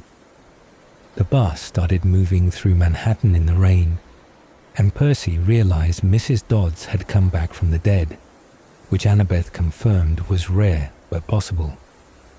The presence of 3 furies was terrifying, but they had to figure out how to escape. Windows wouldn't open, no back exit existed, and the bus soon entered the Lincoln Tunnel, where the lights dimmed and silence fell. The Furies announced they needed to use the restroom and began walking down the aisle, forcing Annabeth to quickly tell Percy to take her invisibility cap and slip past them, hoping he might escape unnoticed. She warned that his demigod scent might give him away, but they had no other choice, and the bus plunged into darkness as the danger closed in. Percy felt like a coward as he put on Annabeth's Yankees cap and vanished, creeping up the bus aisle while invisible. He managed to slip past the 3 Furies, terrifying demon women with bat wings and fiery whips, without being seen, even when Mrs. Dodd sniffed suspiciously in his direction. Near the front of the bus, inside the Lincoln Tunnel, Percy was about to stop the bus when the Furies revealed their true monstrous forms and attacked Grover and Annabeth, whipping and hissing as the other passengers screamed in fear. Annabeth fought back with her bronze knife. Grover threw tin cans, but Percy, driven by impulse, grabbed the steering wheel and swerved wildly, throwing passengers and monsters alike around as the bus crashed through the tunnel walls and spun out onto a New Jersey road near the Hudson River. He hit the emergency brake, causing the bus to spin and crash into trees. The door flew open and the frightened passengers rushed out while the Furies attacked Annabeth, who fought back with her knife and commanded them in ancient Greek. Grover helped by throwing tin cans and eventually helped tie up Mrs. Dodds's whip. But Mrs. Dodds kept fighting fiercely, threatening Percy with eternal torment and shouting that Zeus and Hades would punish him. Percy yelled a random Latin phrase and felt thunder shake the bus as Annabeth ordered them to escape. As they fled into the rainy woods, lightning struck the bus, blowing out its windows and setting it on fire, with Mrs. Dodds still howling inside. They ran into the dark woods along the New Jersey riverbank, the glow of New York City behind them, and Grover was terrified because the three Furies, called the Kindly Ones, had attacked them all at once, something rare and dangerous. Percy reminded Annabeth that all their supplies had been left behind in the burning bus, but she blamed him for jumping into the fight. Grover joked about losing a perfectly good bag of tin cans. As they trudged through the soggy, smelly forest, Annabeth admitted she appreciated Percy's bravery in coming back for them, but confessed that if Percy had died, the quest would be over, and this might be her only chance to see the real world. The city lights faded, leaving darkness and the scent of the river, and Percy asked if she had left Camp Half-Blood much before. She said no, only short trips, because her dad was a history professor, and it hadn't worked out living at home, so the camp was her true home. Annabeth explained that while training at camp was important, the real test was facing monsters in the outside world, where skill truly mattered, though a note of doubt crept into her voice. Percy complimented her knife skills, and she seemed shy about the praise, but they pressed on together through the darkness, ready for whatever dangers lay ahead. She might have smiled as she started to say something funny about the bus, but was interrupted by Grover playing his reed pipes, trying to remember a song to find a path out of the woods. Instead, Percy immediately walked into a tree, adding to his list of missing talents like infrared vision. After stumbling through the dark forest, he spotted neon lights ahead and smelled food, greasy, fried food, something he hadn't tasted in weeks since living on healthy camp meals. They found themselves on a quiet road beside a closed gas station and a strange roadside shop glowing with neon, which Grover translated as Auntie M's Garden Gnome Emporium. Outside were creepy cement garden gnomes waving at them, and despite Grover's warnings about monsters, Percy and Annabeth approached, drawn by the smell of burgers. The shop was filled with countless life-size statues of people, animals, and even a cement satyr that unsettled Grover. The door creaked open to reveal a tall woman dressed in black, her face veiled except for her sharp eyes and elegant hands. She introduced herself as Auntie M and urged the orphans inside to the back of the warehouse, where a dining area awaited. They had no money, but she insisted it was her treat, her eyes oddly familiar with Annabeth's name, even though they never introduced themselves. As she cooked, the trio ate double cheeseburgers, fries, and shakes, feeling comforted by the greasy food, but uneasy under Auntie M's steady gaze. Percy tried to make small talk about the statues, and she explained she made all of them herself, once helped by two sisters who had since passed away, leaving her lonely except for her creations. Some statues, she said sadly, didn't turn out well, especially the faces, and one statue of a terrified young girl caught Percy's attention. Auntie M told a tragic story of jealousy and loss, A bad woman had caused an accident that ruined her and her sisters, who stayed with her through the hardship, but eventually faded away, leaving Auntie Em alone and paying a heavy price. Percy felt sorry for her, but grew sleepy from the heavy meal and the strange atmosphere. Annabeth urged him to leave, sensing something wrong, and as they prepared to go, the story hung in the air, mysterious and dark like the eerie glow of the garden gnomes outside. She felt a strange tension in the air as they were invited to stay for a photo, though no camera was visible. The old woman, Auntie Em, seemed kind, but something was off.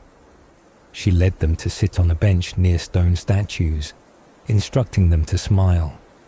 But as Percy watched, her hands transformed into gnarled claws with bronze talons. The calm voice turned sinister, and her head revealed writhing snakes.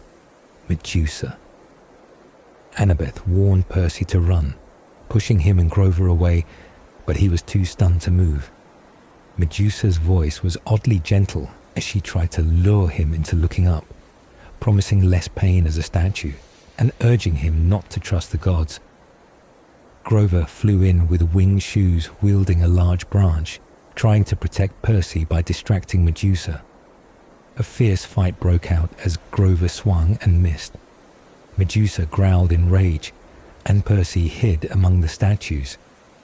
Annabeth appeared and urged Percy to be brave and cut off Medusa's head, explaining the danger of her turning innocent people to stone. She handed him a polished glass gazing ball to use as a shield, telling him never to look at Medusa directly, but only at her reflection. Grover, despite crashing into a stone bear, kept fighting.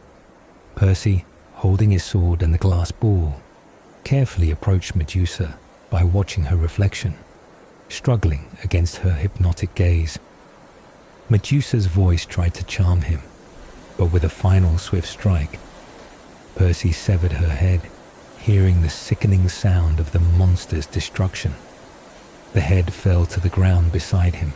The threat ended, and the terrible power of Medusa was no more. Percy struggled to keep from looking at Medusa's severed head, feeling the unsettling sensation of snake heads wriggling against his shoe. Grover, though his eyes were closed, could hear the gurgling, and both felt uneasy. Annabeth carefully covered the dripping green juice-soaked head with Medusa's black veil and picked it up, warning Percy not to unwrap it because the head still held its petrifying power. Grover, bruised and battered from their fight, was exhausted but relieved. The three of them returned to the warehouse where they wrapped Medusa's head in plastic bags to contain it, placing it on the table as they sat silently, drained from their ordeal. Percy's anger simmered as they talked about the gods' involvement. Annabeth explained that Medusa had once been Poseidon's lover, but was cursed by Athena after an unholy meeting in her temple, turning Medusa and her sisters into the Gorgons. Medusa hated Annabeth because she was Athena's daughter, but was strangely protective of Percy, linking him to Poseidon. Percy resented the gods and the dangerous quest they forced upon them, doubting they would survive the journey to Los Angeles before the summer solstice. Refusing to be a pawn of the gods, Percy left to explore Medusa's office and found her shipping records, revealing that her petrified victims were sent as decorations to the underworld with a billing address in West Hollywood. Among the cash register's coins and slips for Hermes Overnight Express, Percy found a box and decided to send Medusa's head back to the gods at Mount Olympus with a cheeky note signed by himself. The package disappeared with a pop, and although Grover warned Percy this might anger the gods, Percy didn't care. They needed a new plan. That night, camping in a trash-strewn marsh near the road, they avoided lighting a fire, exhausted and wary of more threats. Grover, uneasy about the polluted sky and ruined wilderness, stayed awake while Percy slept. He told Percy about the god Pan, the great protector of wild places, who vanished 2,000 years ago, leaving the earth's wilds unguarded and satyrs desperate to find him. Every generation, brave satyrs become searchers who venture into wild places to find and awaken Pan, but none ever return alive. Grover dreamed of becoming the first to succeed, following in the footsteps of his father and Uncle Ferdinand, who had been lost on their quests. Despite the dangers and hopeless odds, Grover's belief in finding Pan was his only hope in a world overwhelmed by human destruction. Percy admired Grover's courage, but worried about their own chances of entering the underworld and facing gods far more powerful.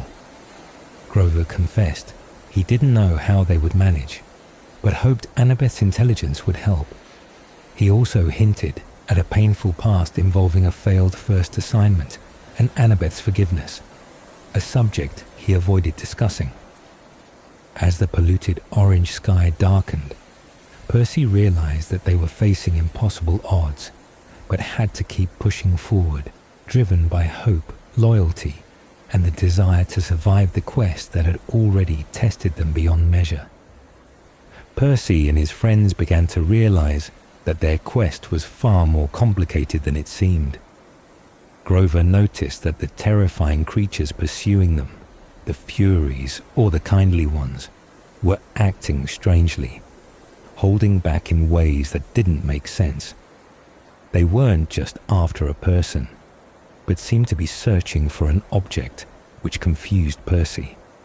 As he thought more about Medusa's warning that he was being used by the gods, and that worse dangers awaited, he confessed to Grover that his real reason for going on this quest was to find his mother, not the Master Bolt.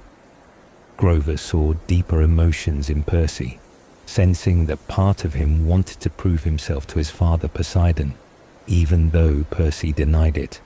Exhausted and frustrated by their slow progress and lack of resources, they camped for the night near a polluted clearing, where Grover spoke of his dream to find the missing god Pan, who had vanished long ago and whose disappearance had left the natural world unprotected.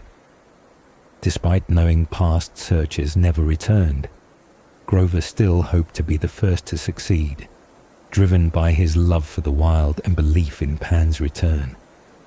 Percy admired this hope but remained uneasy about how they could enter the underworld and face gods so powerful.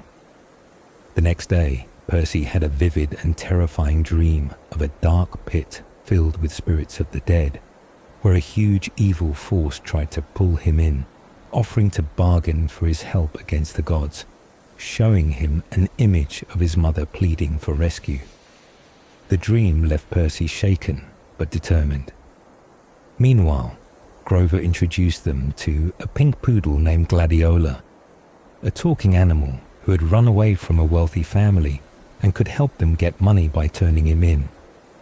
They planned to use the reward to buy train tickets to Los Angeles, choosing to travel by train instead of bus to avoid more danger. On the journey west, Percy felt watched and vulnerable, his face plastered in newspapers as a wanted boy. Though the mortal police couldn't find them, Percy remained alert. Along the way, he spotted centaurs hunting in a field and glimpsed a huge golden, lion-like creature that vanished into the woods, signs of the strange world they traveled through. Their money only got them as far as Denver, where they struggled to find decent accommodations, often sleeping in uncomfortable train seats. Grover's antics sometimes risked exposing their true nature, like when his fake foot fell off and they had to quickly fix it before others noticed. Throughout it all, Percy wrestled with fear, hope, and uncertainty, knowing the quest ahead was dangerous and that the gods' plans might be far from what they expected. Percy's mind was restless as the train rumbled on, haunted by the strange voice from his dreams that tried to bargain with him, offering his mother in exchange for help rising from the underworld. He hesitated to share this, but finally told Annabeth, who warned him not to trust Hades, describing the Lord of the Dead as cruel and heartless.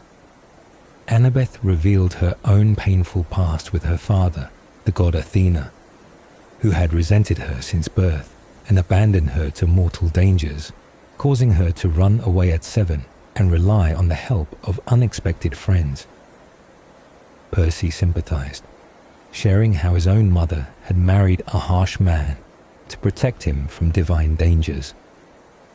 As the train crossed the Mississippi River into St. Louis, Annabeth gazed at the gateway arch, dreaming aloud of becoming a great architect and building a monument to the gods that would last 1,000 years, inspired by the Parthenon. Percy laughed at the idea, but understood her determination, and they talked about how their gods, Athena and Poseidon, once cooperated to create the chariot, showing that even rivals could work together. Their train stopped in St. Louis for a layover, and Annabeth insisted they visit the arch.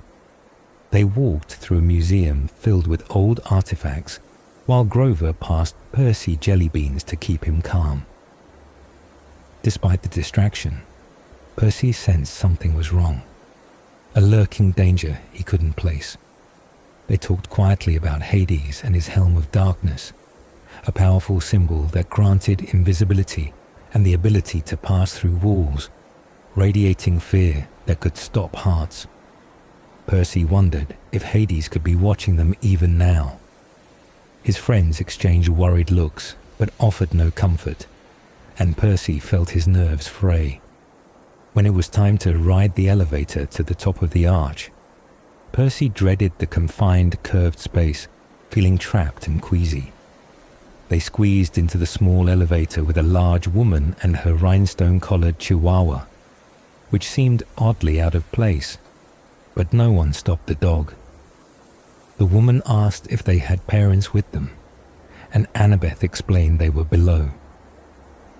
Percy's thoughts swirled with memories and fears as the elevator began its slow ascent, the city lights flickering below and the weight of their quest pressing down on him, knowing that the dangers they faced were far from over and that the gods' mysterious plans continued to unfold around them. Percy found himself trapped on the top of the gateway arch, feeling uneasy in the cramped observation deck high above the city. With him were a fat woman and her small dog, which quickly revealed itself to be far more dangerous than it appeared. The dog transformed into a huge fire-breathing chimera with the head of a lion, the body of a goat, and a serpent for a tail, while the woman revealed herself as Echidna, the mother of monsters, with scaly green skin and reptilian eyes. Percy was terrified, but tried to protect the terrified tourists nearby. The chimera attacked with flames and venomous bites, and Percy fought desperately. But his sword bounced harmlessly off the creature's magic collar, and he was bitten on the leg by the serpent tail, feeling poison and fire spreading through his body. His sword flew away, and he was left weaponless and weak, cornered with no way out. Echidna mocked him, daring him to prove his divine heritage by jumping into the river below to retrieve his sword. Percy knew the fall could kill him, but with poison in his veins and flames on his clothes, he prayed to his father Poseidon and jumped into the Mississippi River. The impact stunned him, but instead of pain, he sank slowly to the bottom, surrounded by murky water and trash. Though battered and breathless, he survived, escaping death but now a known fugitive in a world where monsters and gods hunted him relentlessly. Percy sank to the bottom of the Mississippi River, surrounded by trash and mud, stunned to find he was still alive despite poison and fire burning in his body. Though soaked by water, his clothes felt dry, and he could even light a flame underwater, which was impossible in normal circumstances. More astonishingly, he was breathing underwater like it was normal air. A voice, soft and familiar like his mother's, whispered encouragement and urged him to take his sword, Riptide, which lay buried nearby. When he reached for it, a ghostly woman appeared, urging him to go to Santa Monica before he descended into the underworld and warning him not to trust the gifts he would receive. The woman vanished before Percy could ask more questions, leaving him confused but determined. He grabbed his sword and swam to the surface, where he emerged beside floating trash near the arch, which was now surrounded by police, helicopters, and crowds. News reports mentioned an explosion and a boy seen acting wildly on the observation deck before falling, though no one knew the full truth. Percy tried to find Annabeth and Grover among the chaos and was soon hugged by Grover, relieved he was alive, and reunited with Annabeth. A woman being treated by paramedics described a huge fire-breathing dog and a boy who jumped out of the hole in the arch. Percy quickly told his friends the whole story of the Chimera, Echidna, his jump, and the mysterious message from the river spirit. They realized he had to heed the warning and travel to Santa Monica as instructed. Suddenly, a news report revealed Percy was wanted by the authorities for a recent bus accident in New Jersey, making him a fugitive. They slipped away and boarded a train heading west, leaving the police lights behind. The next day in Denver, the trio wandered the city, trying to find a way to contact Chiron without using phones, eventually settling on a quiet car wash to try a secret communication. The dry, hot air and looming rocky mountains made Percy uneasy, but they stayed alert for any trouble as they prepared for the next step in their dangerous quest. Percy, Annabeth, and Grover found themselves at a quiet car wash in Denver, trying to send a message to their friend Chiron without using normal phones. Grover used a spray gun to create a mist rainbow, which Annabeth activated by tossing a drachma into it, calling on the goddess Iris to carry their message. Through the shimmering colors, Percy saw their friend Luke standing on the porch of the big house back at Camp Half-Blood. Luke shared that tensions were rising among the campers because of a leaked story about a conflict between the gods Zeus and Poseidon, with different cabins starting to take sides. Percy felt uneasy imagining Clarice's cabin supporting his father's rival, Zeus. Suddenly, loud music from a nearby car interrupted the conversation, prompting Annabeth and Grover to rush off, leaving Percy to continue talking to Luke alone. Luke revealed he suspected Hades of stealing Zeus's master bolt because only Hades had the power of invisibility from his helm, even though the gods couldn't directly take each other's magic items. He quickly reassured Percy that Annabeth wasn't involved, describing her as a sister figure. Just then, the music stopped, and a man's terrified scream echoed as a car sped away, signaling trouble nearby. Luke asked if Percy's magical flying shoes were working, and after Percy confirmed, the rainbow mist faded, leaving him alone in the car wash stall. Annabeth and Grover returned, joking but quickly noticing Percy's worried face. Percy kept Luke's news to himself as they headed out to find dinner, sitting in a shiny diner surrounded by families enjoying burgers and shakes. Before they could order, the diner's atmosphere shifted when a huge motorcycle rolled in, its engine rumbling like a small elephant. The rider was a fierce man with scars, black leather clothes, and red sunglasses that hid his eyes. Despite his intimidating appearance, the crowd barely reacted, as if hypnotized, though the biker waved them off and they returned to their meals.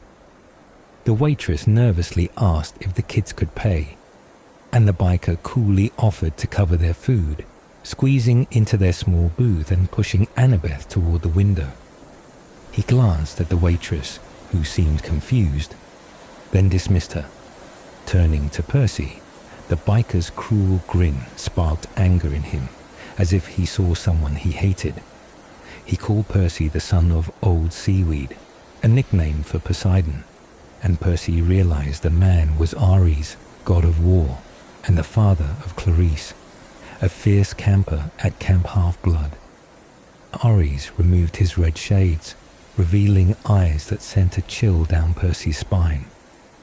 The encounter left Percy tense, ready for conflict, aware that the stakes were rising as the gods and their children moved closer to a dangerous battle, and that even here in Denver, far from the camp, the war among gods was creeping into their lives with threats and uneasy alliances.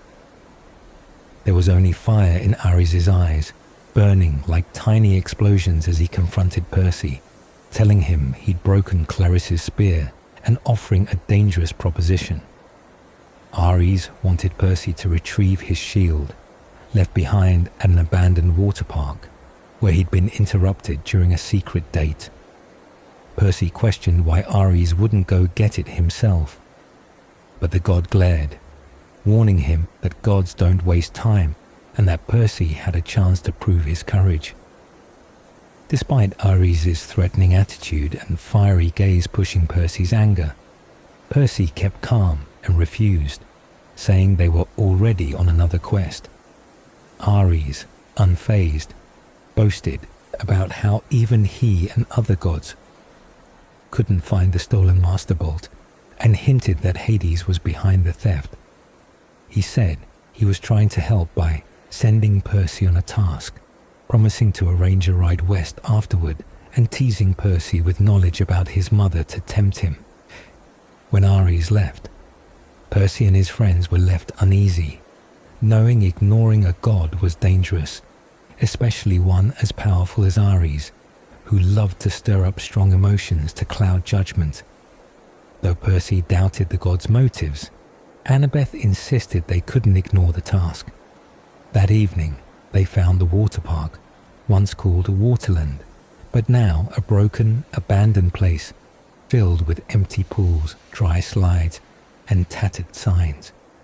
The gate was locked with barbed wire, so Grover flew over using his winged shoes, while Percy and Annabeth climbed over carefully. Inside, the park felt eerie and still, with old rides and souvenirs untouched and silent. They found fresh clothes in a souvenir shop, and Annabeth changed quickly into colourful shorts and a t-shirt, carrying a stuffed backpack as they searched for the Tunnel of Love ride where Ares' shield was left. Percy tried to keep his mind off the darkness creeping over the park by asking about Ares and Aphrodite, the goddess of love, who was Ares' girlfriend despite being married to the blacksmith god Hephaestus. Annabeth explained their messy history, Aphrodite's attraction to strength over brains, and Hephaestus' attempts to humiliate them by catching them in a golden net. They reached a huge empty pool shaped like a bowl, surrounded by bronze statues of cupids with bows drawn, and saw the tunnel entrance labeled Thrill Rider Love. This is not your parents' tunnel of love. At the bottom of the pool sat a small pink and white boat covered with hearts, and there, gleaming in the dim light, was Ares' bronze shield. Percy felt it was too easy, wondering if they just had to walk down to get it. As they approached, the tension grew, knowing that something was not quite right in this abandoned place that held a dangerous secret. Percy and Annabeth stood by the edge of a huge empty pool, shaped like a bowl, surrounded by bronze cupid statues holding bows, as they searched for Ares' shield resting in a small pink and white boat at the bottom. Nearby, Annabeth noticed a Greek letter, Eta, carved on the rim, raising suspicion that something was off. Despite checking carefully for monsters, Grover sensed nothing, but Percy still felt uneasy and decided to go down into the pool alone, asking Grover to stay above with his flying shoes as backup. Annabeth hesitated to follow at first, embarrassed by the idea of being at the thrill ride of love, but soon she changed her mind and joined him. As Percy reached the boat, he found a silk scarf that shimmered with a mysterious perfume, but Annabeth quickly stopped him, warning about the danger of love magic. The moment Percy touched the bronze shield, he realized it was connected to a fine, nearly invisible metal filament acting as a tripwire, and Annabeth confirmed it was a trap. Suddenly, the pool transformed as giant gears began grinding, and the Cupid statues drew bows and fired arrows that formed a giant golden net over the pool. Grover tried to hold a section open for them, but the golden thread started to wrap around his hands. Spotlights and cameras rose from the statues, and a loudspeaker announced a live broadcast to Olympus, making Annabeth realize this trap was Hephaestus' doing to catch his wife Aphrodite with Ares. As they tried to escape, thousands of tiny mechanical spiders poured out of hidden compartments in the rim, swarming over the pool and climbing into the boat. Annabeth was terrified and nearly overwhelmed before Percy dragged her back aboard. The spiders sprayed threads trying to tie them down, and while the threads were easy to break at first, their numbers were overwhelming. Grover hovered above, trying to free the net but couldn't, and with time running out, Percy spotted water pipes and a control booth nearby. He ordered Grover to get into the booth and find the switch to release the water. Grover frantically pressed buttons, but nothing worked. Percy then focused and imagined pulling the power of water like the Mississippi River toward them. At the moment the countdown hit 0, water exploded from the pipes, flooding the pool and washing away the spiders, freeing them. The boat spun wildly in the rising water, surrounded by camera flashes broadcasting their escape live to the gods above. But Percy focused on steering them safely. The water carried them toward the tunnel exit, where the ride would normally end with a splashdown, but the golden gates of love blocking the exit were chained shut. 2 other boats were piled against the gates, damaged and stuck. Percy told Annabeth to unfasten her seatbelt despite her fear, explaining they had to jump the gates or be smashed to death. Strapping Ares' shield to his arm, Percy prepared to use the boat's momentum to spring over the barricade, hoping to land safely in the pool beyond. They braced themselves, understanding that survival depended on precise timing and physics.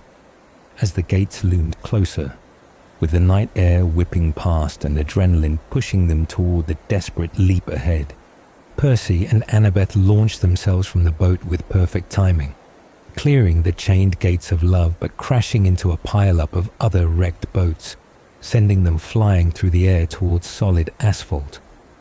Grover caught both of them mid-fall, slowing their crash landing, though they still tumbled and banged up, but alive. The shattered boat lay ruined, and the mechanical cupids continued filming their escape live to Olympus before turning off, leaving the park silent again. Angry and frustrated, Percy confronted Ares, who was waiting at a diner parking lot, smug and amused by their ordeal. Ares spun his shield into a bulletproof vest and offered them a ride west on an 18-wheeler marked Kindness International, Humane Zoo Transport, which made Percy skeptical, but he had no better options. Ares also handed Percy a backpack, with supplies including clothes, money, and snacks. But Percy reluctantly accepted it, still burning with resentment toward the war god, who reminded him of all the bullies he'd faced. The waitress from the diner nervously watched them, and a fry cook snapped a photo that Percy knew would make bad headlines, likely painting him as a troublemaker. Percy demanded the information Ares promised about his mother, and the war god told him she wasn't dead, but transformed into gold and taken hostage, kept to control him. Percy felt the weight of this new knowledge but refused to show it, provoking Ares to warn him to watch his back before roaring off on his motorcycle. Annabeth warned Percy that making an enemy of a god was dangerous, especially one like Ares, but they had no time to argue as two men in black coveralls matching the truck's logo came to pay the bill. Realizing they had to leave quickly, the trio climbed into the back of the big rig. Inside, the trailer was dark and smelled terrible, like a giant litter box. When Percy lit his sword, Anaklusmos, its bronze light revealed a grim scene.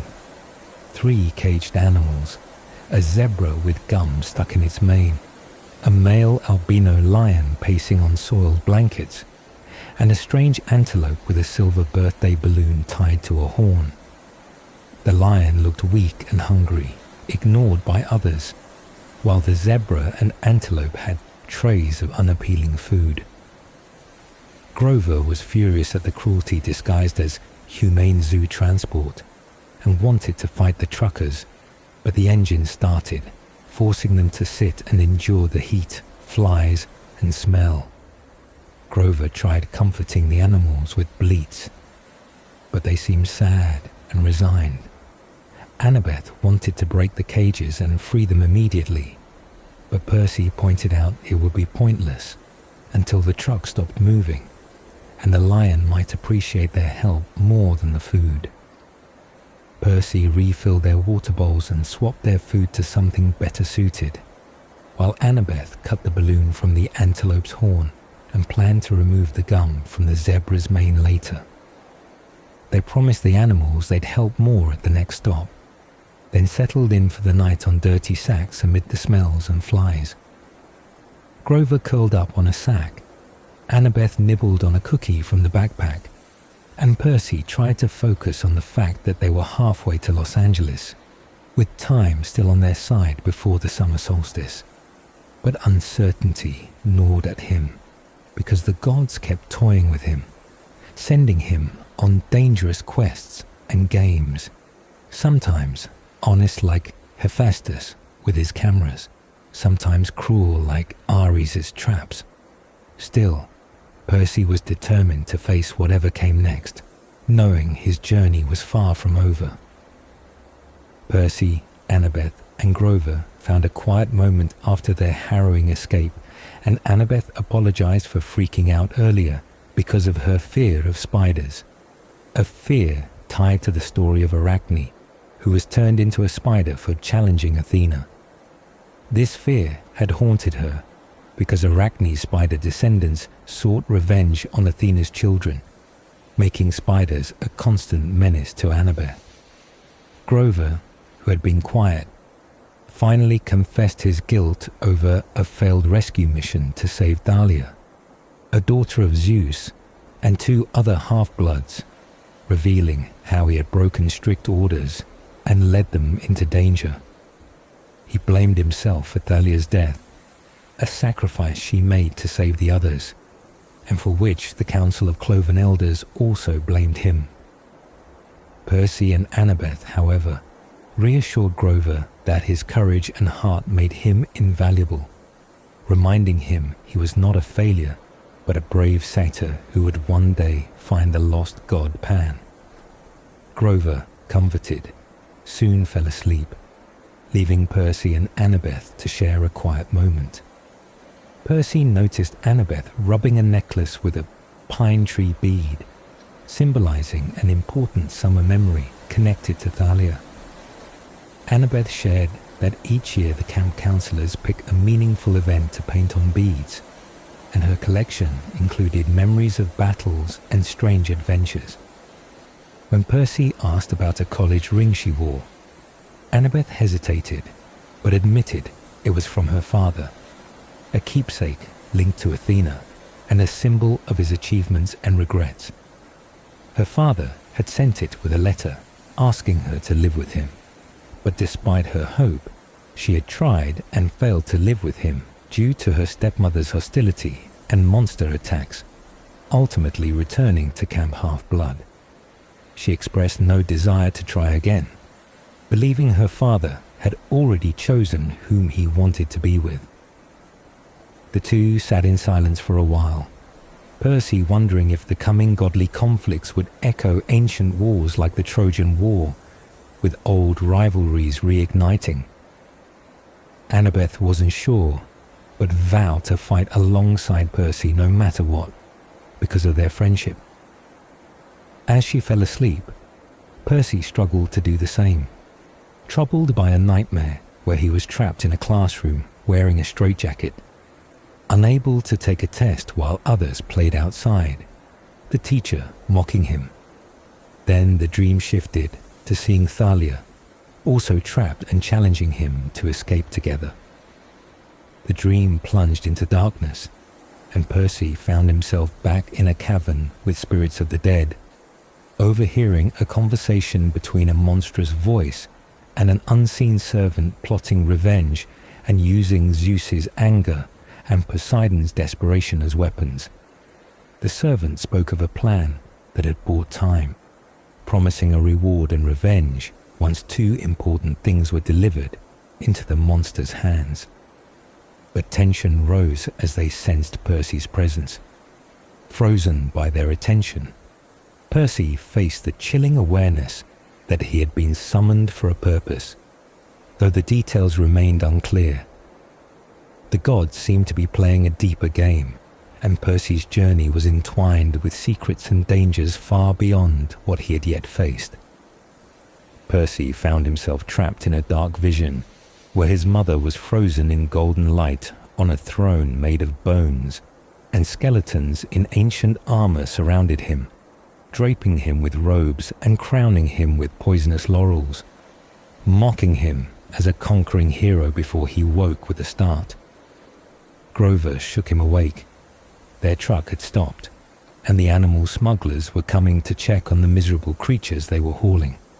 A zebra with chewing gum in its mane, a sickly albino lion, and a strange antelope with a silver balloon tied to its horn. The smugglers treated the animals cruelly, joking about a magic show where they'd saw the zebra in half. Percy heard the zebra's silent plea to be freed, but he could only understand it, not the lion's thoughts, perhaps because zebras were related to horses, creatures Poseidon created. As the smugglers argued outside, Annabeth appeared, revealing she'd banged on the trailer to get them distracted. Grover confirmed the men were animal smugglers, and they all agreed the animals had to be freed. Percy cut the cage locks with his sword. The zebra bowed in thanks and escaped into the streets of Las Vegas, with confused policemen and angry smugglers chasing after it. The lion and antelope also broke free and wandered off, causing a stir among tourists who thought it was a casino stunt. Grover assured Percy the animals were blessed with a satyr sanctuary that would guide them safely to the wild, though the same magic wouldn't work on them because it only helped wild animals. The trio left the filthy trailer and wandered into the harsh 110-degree desert heat, passing famous Vegas landmarks and eventually arriving at the Lotus Hotel and Casino. The neon-lit entrance spilled cool, fragrant air inside, and a friendly doorman invited them in. Suspicious at first, Percy decided to trust him, relieved to find a normal person who seemed kind. Inside, the casino lobby was a massive game room filled with indoor water slides, climbing walls, virtual reality suits with laser guns, bungee jumps, and countless video games, all waiting with no lines. Waitresses served food from snack bars, and a cheerful bellhop wearing a Hawaiian shirt welcomed them, handing out room keys and Lotus Cash cards that covered all expenses, as their stay was fully paid for. Percy was baffled but accepted, and they took the elevator to a luxurious suite with 3 bedrooms, a stocked bar, waterbeds, feather pillows, a giant TV with internet, and a balcony hot tub overlooking the Vegas Strip and desert. The suite even had a skeet shooting machine with a shotgun for shooting clay pigeons over the city skyline, something Percy found cool but probably illegal. Annabeth and Grover agreed the place was amazing, but Percy wondered how long they'd have to enjoy such luxury given the dangers still ahead. Percy noticed the clothes in the closet fit him perfectly, which seemed strange, and he threw Ares's backpack in the trash, deciding he wouldn't need it anymore. After a refreshing shower and a snack, he felt better than he had in a long time, but a nagging thought about a dream lingered in his mind. Annabeth and Grover had also cleaned up, with Grover happily snacking and showing small wings sprouting from his shoes, while Annabeth watched National Geographic. Percy couldn't resist playing games with them using their green Lotus cash cards, enjoying bungee jumps, water slides, virtual reality games, and a giant city-building simulation. The casino was unlike anything Percy had seen before, a place of endless fun that made him forget his usual tough life. However, he soon realized something was wrong when he met a boy named Darren, who dressed like he was from the 1970s and seemed out of touch with modern slang, claiming the year was 1977. Percy questioned others and found people trapped in the casino, lost in games and oblivious to time. Some saying it was 1985 or 1993. This made Percy realize they were stuck in a trap, unable or unwilling to leave, and he became worried about the time they had spent there. He tried to convince Annabeth to leave, but she resisted, absorbed in her game, until he mentioned large spiders, which finally snapped her out of it. Together, they found Grover, who was still lost in virtual hunting, but they managed to drag him away despite his protests and the tug of his flying shoes. A casino bellhop offered them platinum cards to stay forever, promising even more games and luxury, but Percy knew accepting meant being trapped indefinitely, forgetting their mission, their loved ones, and themselves. They resisted the temptation, fighting the seductive pull of the casino's comfort, and burst out of the doors into the desert heat.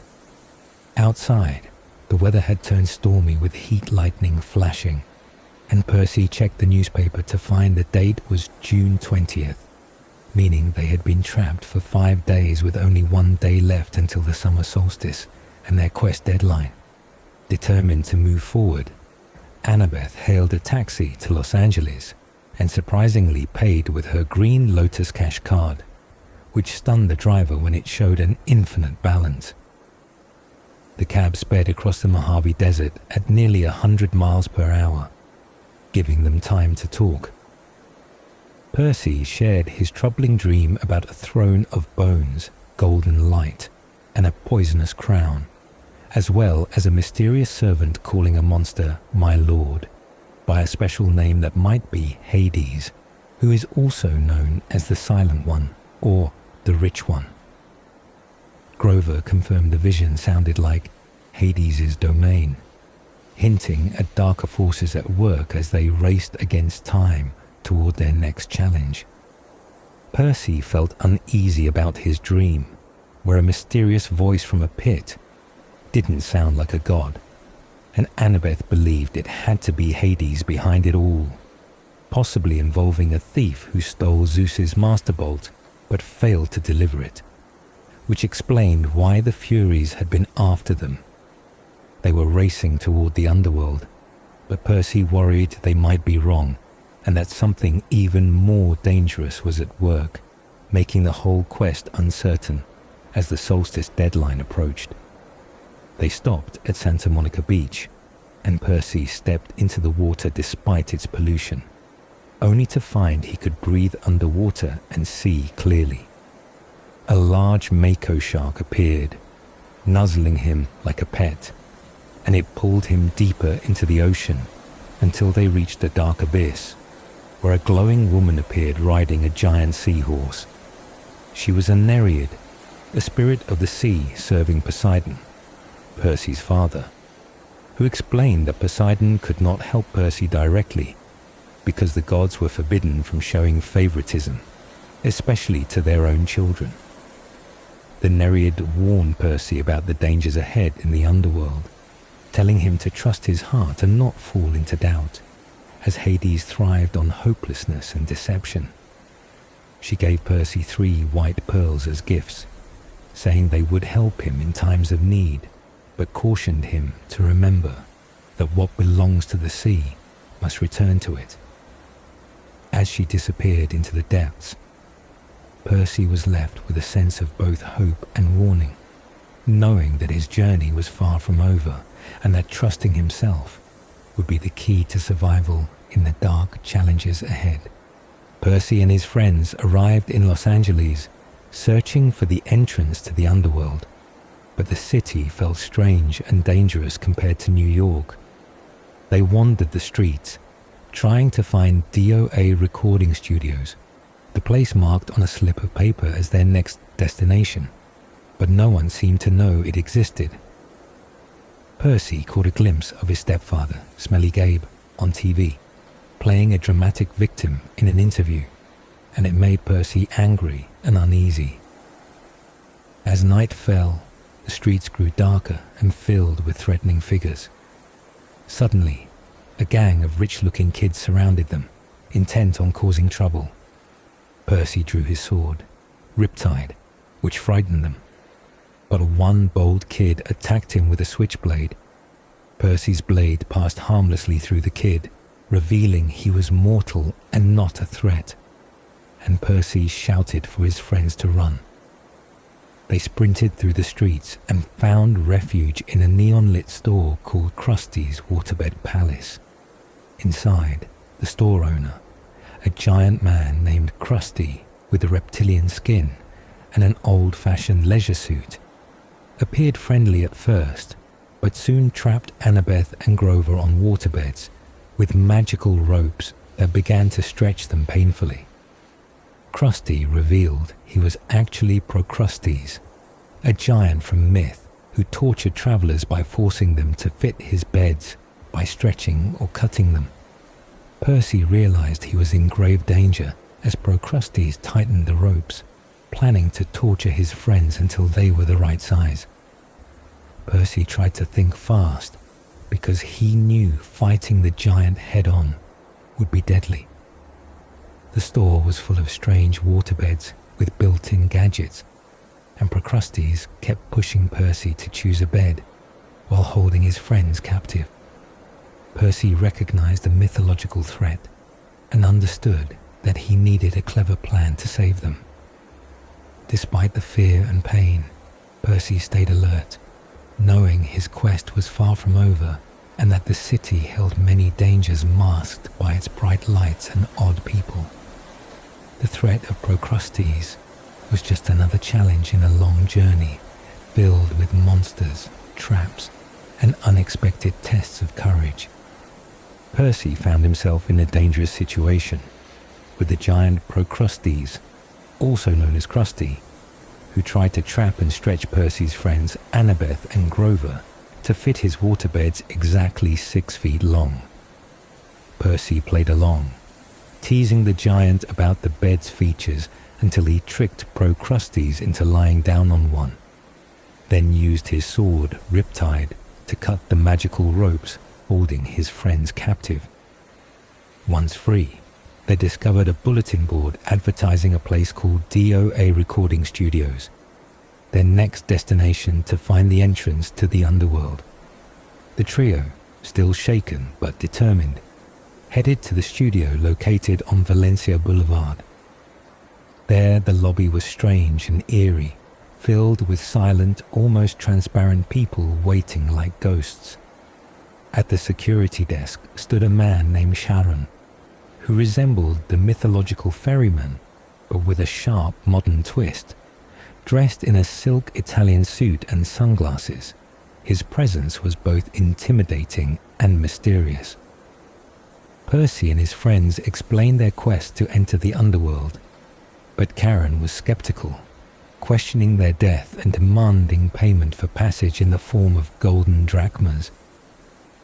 Percy offered real coins, but Charon quickly realized that they were not truly dead.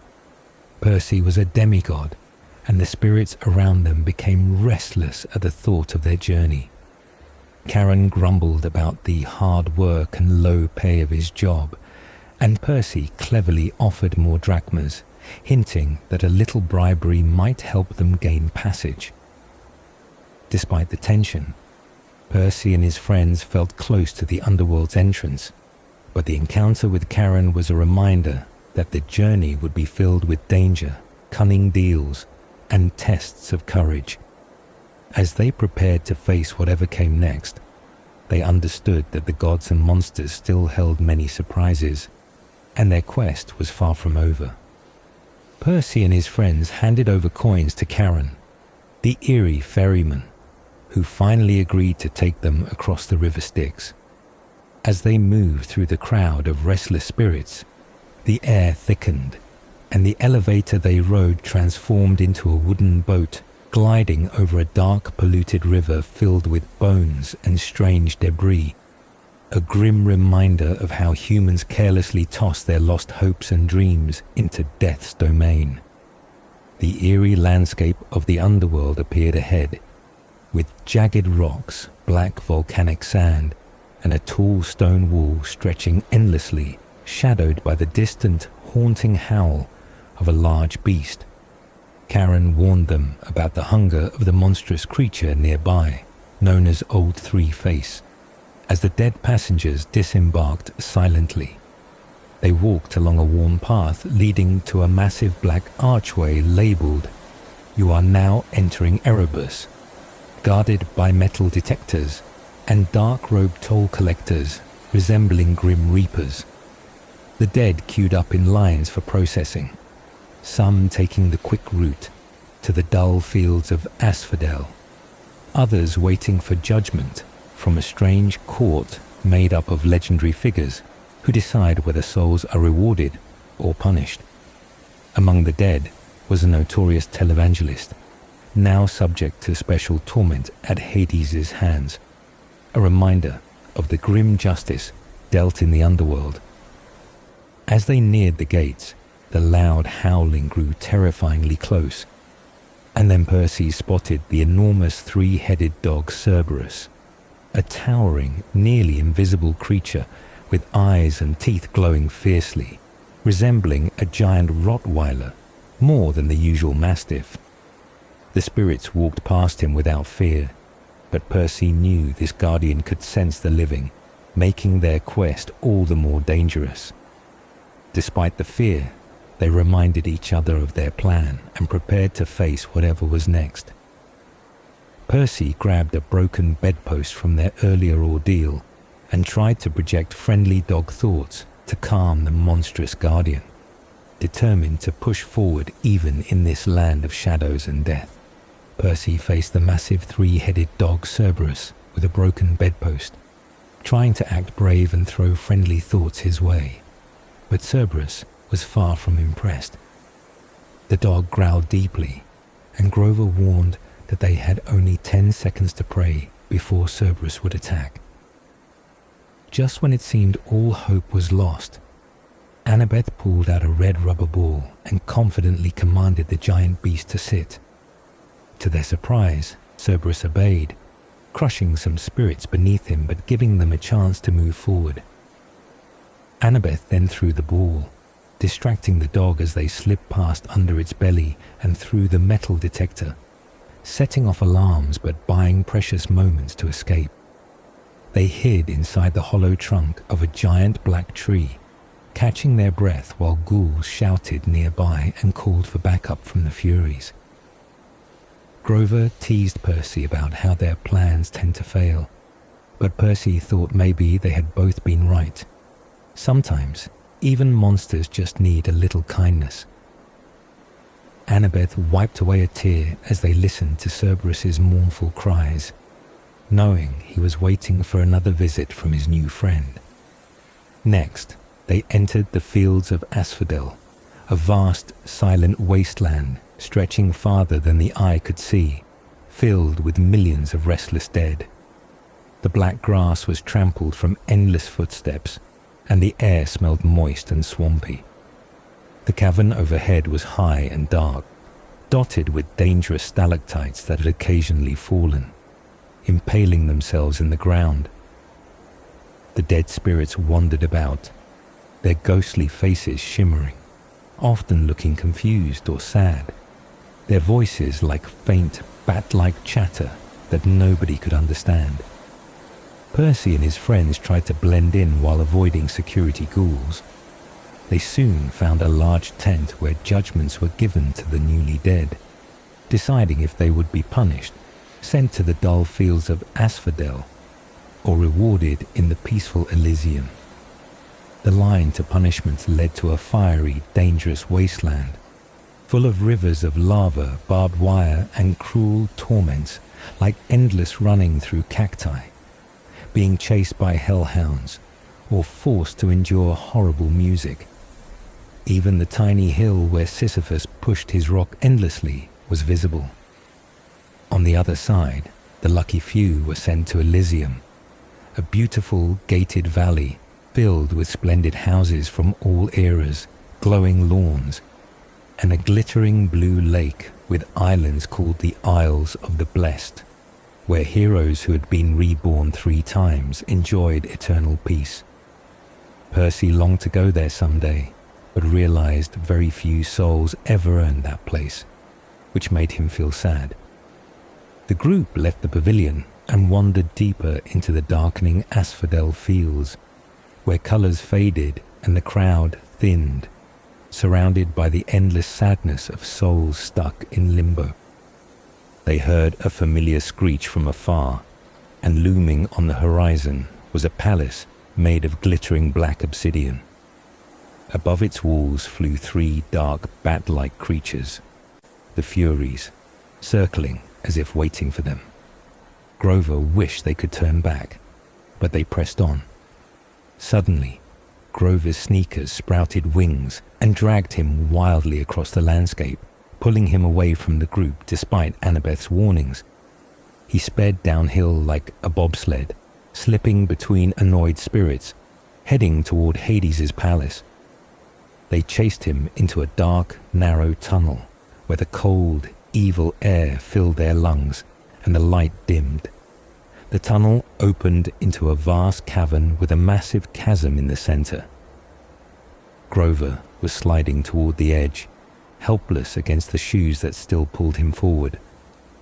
At the last moment, one shoe came off after hitting a rock, allowing Grover to grab the rock and slow down enough for Annabeth and Percy to catch him and pull him to safety. The shoes angrily kicked them before flying into the abyss. Exhausted, they lay on the obsidian gravel. Grover was hurt, his hands bleeding, his eyes turning goat-like with fear. Then a deep whispering voice echoed from the pit below, ancient magic chanting in a language older than Greek. They realized it was the entrance to Tartarus, a dark, terrible place. Gripping his bronze sword, Anaklusmos, Percy felt the voice falter momentarily. They hurried out of the tunnel, pursued by a cold blast that nearly sucked them into the chasm. Reaching the safety of the fields of Asphodel, they heard a furious wail echo behind them. Grover asked what the noise was, and they guessed it was one of Hades' terrible creatures. Shaken but determined, they pressed on toward the obsidian palace.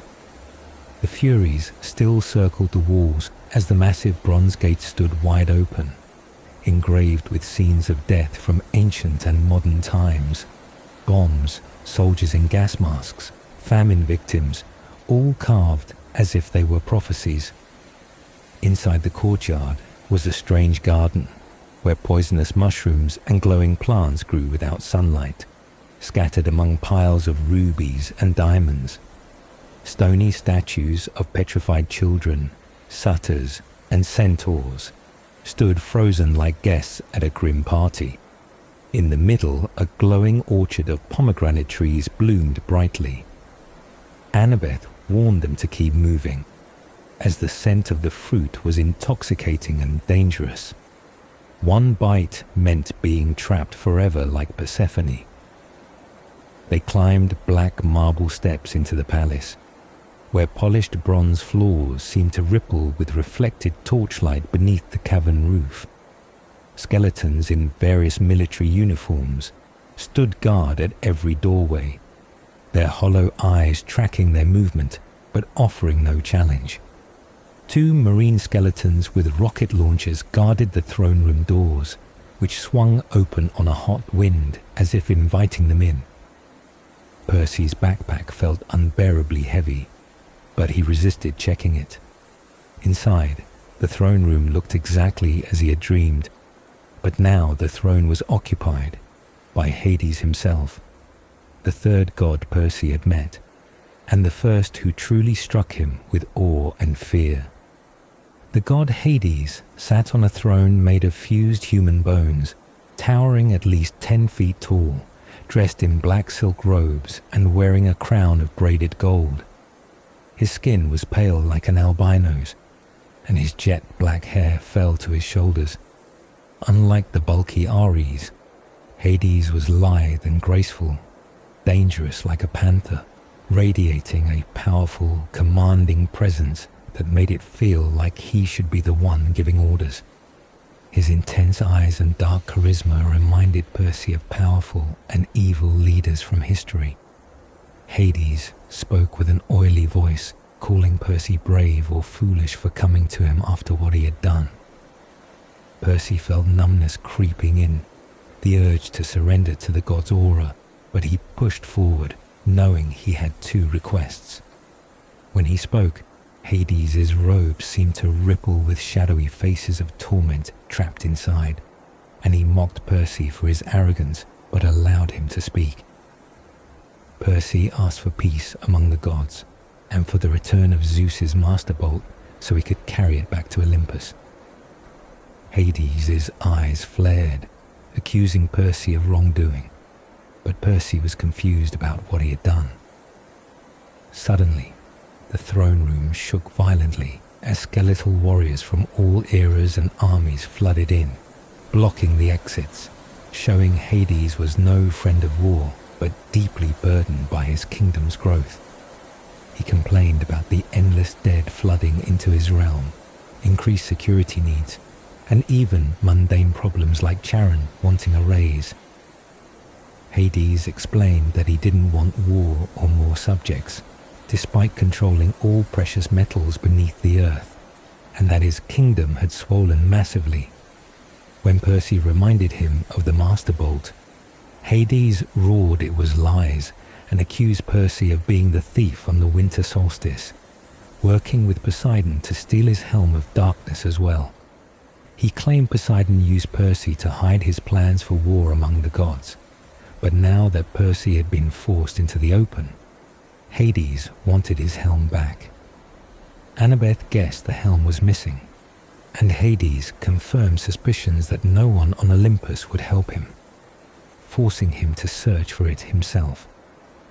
He threatened to stop death itself, unleashing the dead upon the world unless Percy returned the helm, warning that Percy's skeleton would lead his army if he refused. The skeleton's tall soldiers stepped forward, weapons ready, but Percy, feeling insulted by the false accusations, fired back that Hades was as bad as Zeus for assuming his guilt and sending monsters after him. Hades denied involvement in the other monsters, wanting Percy alive to suffer every torture in his fields of punishment, which was why he allowed Percy to enter easily. Percy insisted he didn't have the helm and had come only for the Master Bolt. Hades accused him of carrying the bolt already and demanded he open his pack. Percy, feeling a terrible weight inside, unzipped his backpack to reveal a metal cylinder humming with energy. The master bolt itself. Percy was stunned and confused, unsure how it got there, realizing he'd been played like a pawn in a greater game. Hades, seeing the bolt, said he did not ask for it, but would take it as a bargaining tool, then demanded to know the helm's whereabouts. Percy was speechless and had no answer. As the situation turned more tense, the Furies swooped down to perch behind Hades, one with a familiar face eagerly flicking a whip. Hades declared he knew the real reason Percy brought the bolt was to bargain for a woman, Percy's mother. Suddenly, a ball of golden fire exploded before Percy, freezing his mother in a shower of gold, just as she had been before, revealing the cruel stakes of their conflict and the heavy cost behind the gods' quarrel. As Hades revealed the moment when the Minotaur began to kill Percy's mother, Percy felt frozen, unable to speak or help, as the god held her hostage to force Percy's surrender. Hades threatened that she was not dead yet, but would be if Percy disobeyed him, demanding the return of his helm to release her. Percy thought of the magical pearls in his pocket, which each could protect only one person. But Hades cruelly reminded him that with only 3 pearls, Percy would have to choose who to save and who to leave behind forever. Annabeth and Grover, grim but resolute, urged Percy not to give in to Hades' demands. Grover, as a satyr without a human soul, was willing to sacrifice himself, knowing he could be reincarnated after death. But Annabeth insisted they all fight on, each willing to risk their lives to protect Percy and his mother. Faced with impossible choices and heartbreak, Percy handed the pearls to his friends, resolved to find another way to save his mother and stop the looming war between gods. He told Hades he would find and return the missing helm, warning him about the troublesome Charon and Cerberus, even as Hades threatened to stop death itself and flood the world with the dead if he was defied.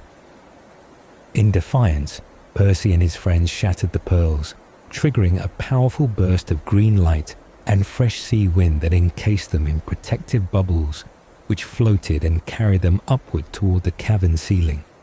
They crashed through stalactites and rock as if passing through water, propelled by the pearls' magic that connected them to the sea, until they broke through on the ocean floor and burst to the surface of Santa Monica Bay, startling a nearby surfer and scaring off a circling great white shark, despite their narrow escape. Los Angeles was aflame in the distance, smoke rising from neighborhoods shaken by an earthquake. Hades is doing, no doubt. The Coast Guard found the 3 soaked and barefoot kids, quickly releasing them to attend the disaster elsewhere, unaware of the supernatural chaos they had just escaped. As they made their way along the burning city's shore, Percy felt the heavy burden of carrying Zeus's master bolt in his backpack and the deeper weight of the deception they had uncovered. Annabeth realized it had all been a trick, a clever strategy worthy of Athena, designed to set the gods against one another. Percy lamented that the prophecy was coming true. He would cause the war among the big 3 gods, even though Hades had no desire for conflict.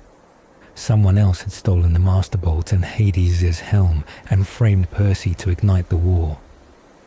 Grover, confused, asked who could be so cunning and ruthless. Percy's gaze fell on the figure waiting for them on the beach. Ares, the god of war, dressed in black leather with a baseball bat slung over his shoulder and a motorcycle parked nearby.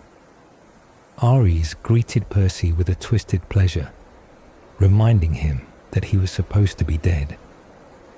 Percy accused Ares of trickery in stealing the helm and bolt, but Ares laughed, denying personal theft and hinting that other heroes could be used as pawns. The truth behind the stolen symbols of power was murky, but it was clear a deadly game was underway, with Percy caught in the middle of a war he never wanted to fight.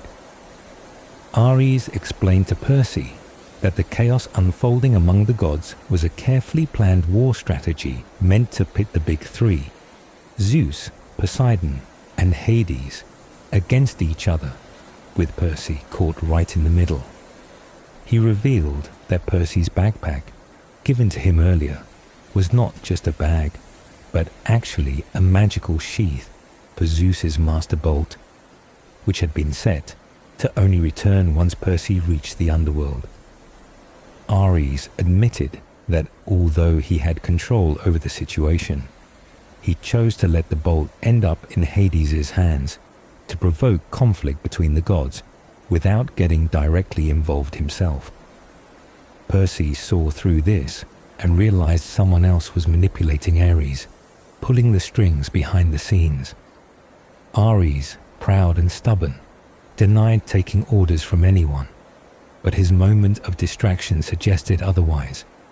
He warned Percy that since he was alive, he must be killed to prevent him from delivering the bolt back to Olympus and stopping the war.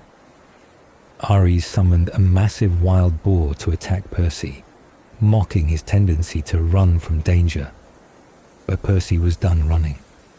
He summoned his sword Riptide and swiftly disarmed the boar, sending it crashing into the sea with the help of a sudden wave he called forth. Percy taunted Ares to fight him directly rather than hiding behind summoned monsters, and Ares responded with rage and threats. Despite being a god, Ares appeared uneasy as he prepared to fight Percy himself. Annabeth tried to warn Percy against fighting a god, but he insisted, determined to end the threat and reclaim the stolen weapons.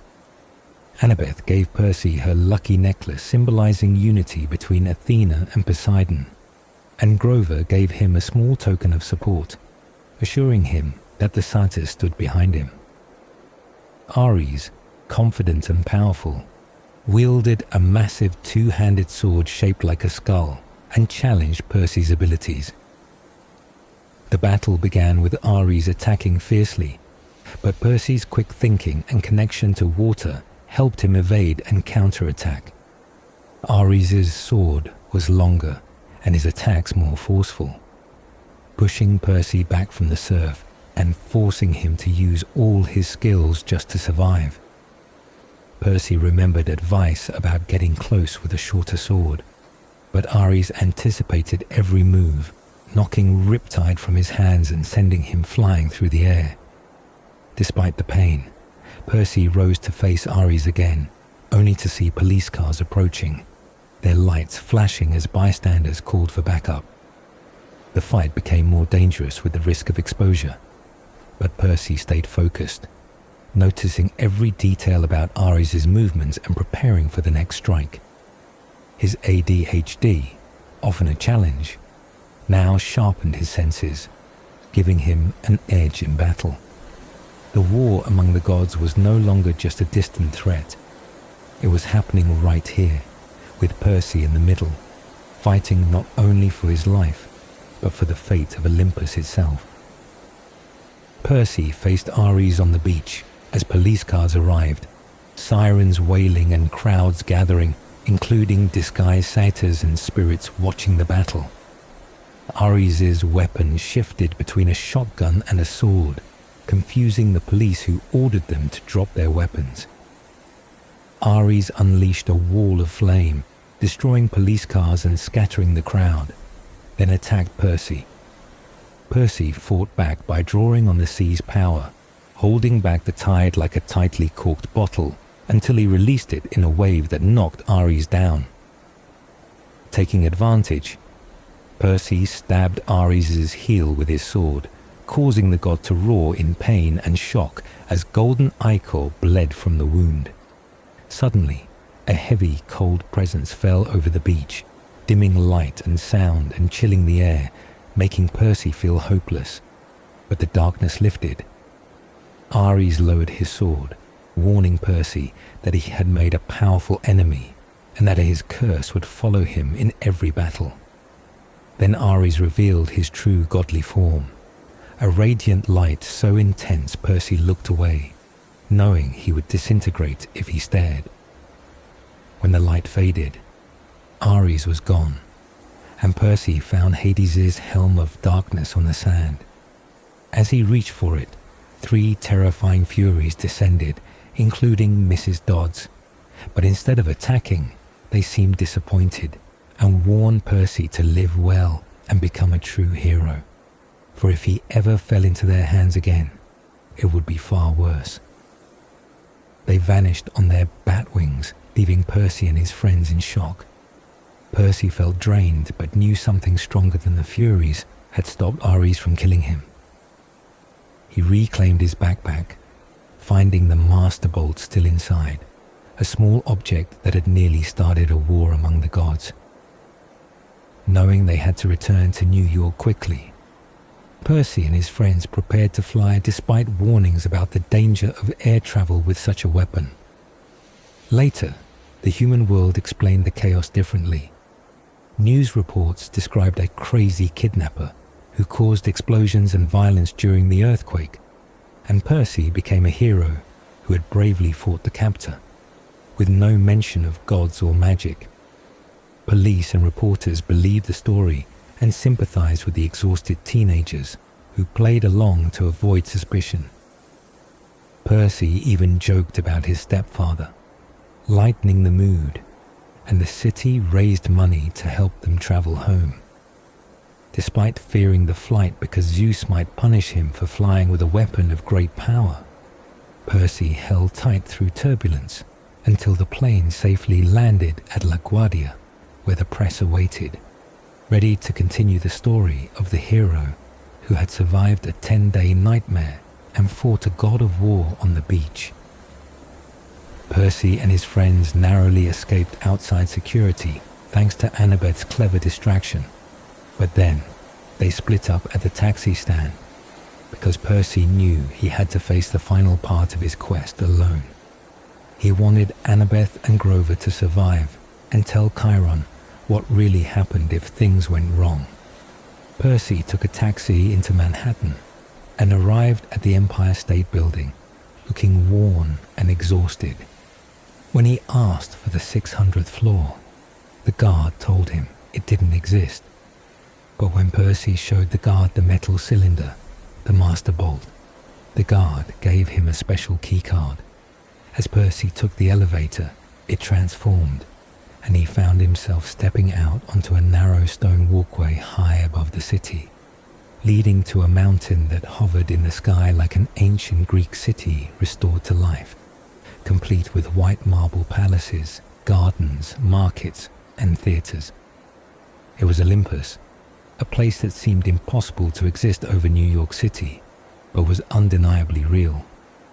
Percy wandered through this magical city, passing playful nymphs, hawkers selling ambrosia and shields, and youths who seemed like minor gods, all enjoying a festive mood despite the looming threat of war. The palace at the peak gleamed white and silver, the opposite of Hades' dark underworld palace, and Percy felt sympathy for Hades, who was banished from Olympus and forced to live underground. Inside the grand throne room, vast and majestic with 12 huge thrones and a fiery hearth, Percy found 2 gods waiting, Zeus and Poseidon. Zeus was regal in a dark blue suit with a stormy beard and fierce grey eyes, while Poseidon looked like a relaxed fisherman in sandals and shorts, with deep tanned skin, black hair, and sea-green eyes like Percy's own. The 2 brothers sat silently, the tension between them thick, as if they'd just argued. Percy approached and knelt before Poseidon, his heart pounding with fear of offending such powerful beings. Zeus demanded Percy address him first, but Poseidon said the boy should defer to his father, acknowledging that he claimed Percy despite their sacred oath. Poseidon Poseidon admitted his mistake, but wanted to hear Percy's side. Percy felt crushed by the word wrongdoing, realizing he was seen as a result of a god's error, and feared Zeus's anger for daring to fly through his domain with the master bolt. Poseidon urged his brother to listen before deciding whether to cast Percy from Olympus. Percy looked into Poseidon's face, searching for approval or love, but found only mystery, like the ocean itself. Sometimes revealing moods, often unreadable. In a way, Percy felt relieved by Poseidon's distance, because any false warmth would have felt worse. Percy stood in that shining throne room, caught between the mighty gods who shaped his life, knowing that the fate of Olympus and his own future depended on the judgment about to be made. Percy stood before Zeus and Poseidon, recounting everything that had happened, including the theft of the Master Bolt and the strange dreams urging him toward the underworld. He placed the metal cylinder, the Master Bolt, at Zeus's feet, and Zeus accepted it, transforming it back into the legendary Thunderbolt. Though Zeus found the idea of Ares betraying them hard to believe, Poseidon admitted his brother's impulsive nature. Percy told them he believed Ares hadn't acted alone, and described the dark, powerful force he had sensed near the pit to Tartarus, something older and more evil than even the gods, stirring in the depths. Zeus and Poseidon exchanged tense words, but swiftly shut down the discussion, with Zeus insisting on purifying the bolt in the waters of Lemnos to remove any human influence. Zeus acknowledged Percy's service, but warned him not to fly again or risk his wrath. After Zeus's dramatic exit, Poseidon spoke quietly with Percy about the pit and the ancient Titan Kronos, their imprisoned father, who had been cut to pieces and thrown into Tartarus, but could never truly die. Kronos' restless spirit still stirred evil in nightmares and monsters, and Percy feared the Titan's return. Poseidon urged Percy to obey the god's wishes and leave the matter alone, reminding him of the danger in questioning them. Before Percy left, Poseidon surprised him by revealing that his mother had returned, sent by Hades as repayment for recovering the Helm of Darkness. Percy's heart raced with hope and disbelief. Poseidon warned him that his heroic fate would be tragic and difficult, but also reminded him that Percy was truly his son and a hero of the sea. As Percy left Olympus, the city of the gods paused to honor him, muses silent and creatures kneeling in respect. Returning to Manhattan, Percy took a taxi to his mother's apartment, where he was overwhelmed with relief to see her safe and well. She had no memory of the past events since the Minotaur attack, and had been terrified by the news reports labeling Percy a criminal responsible for destruction across the country.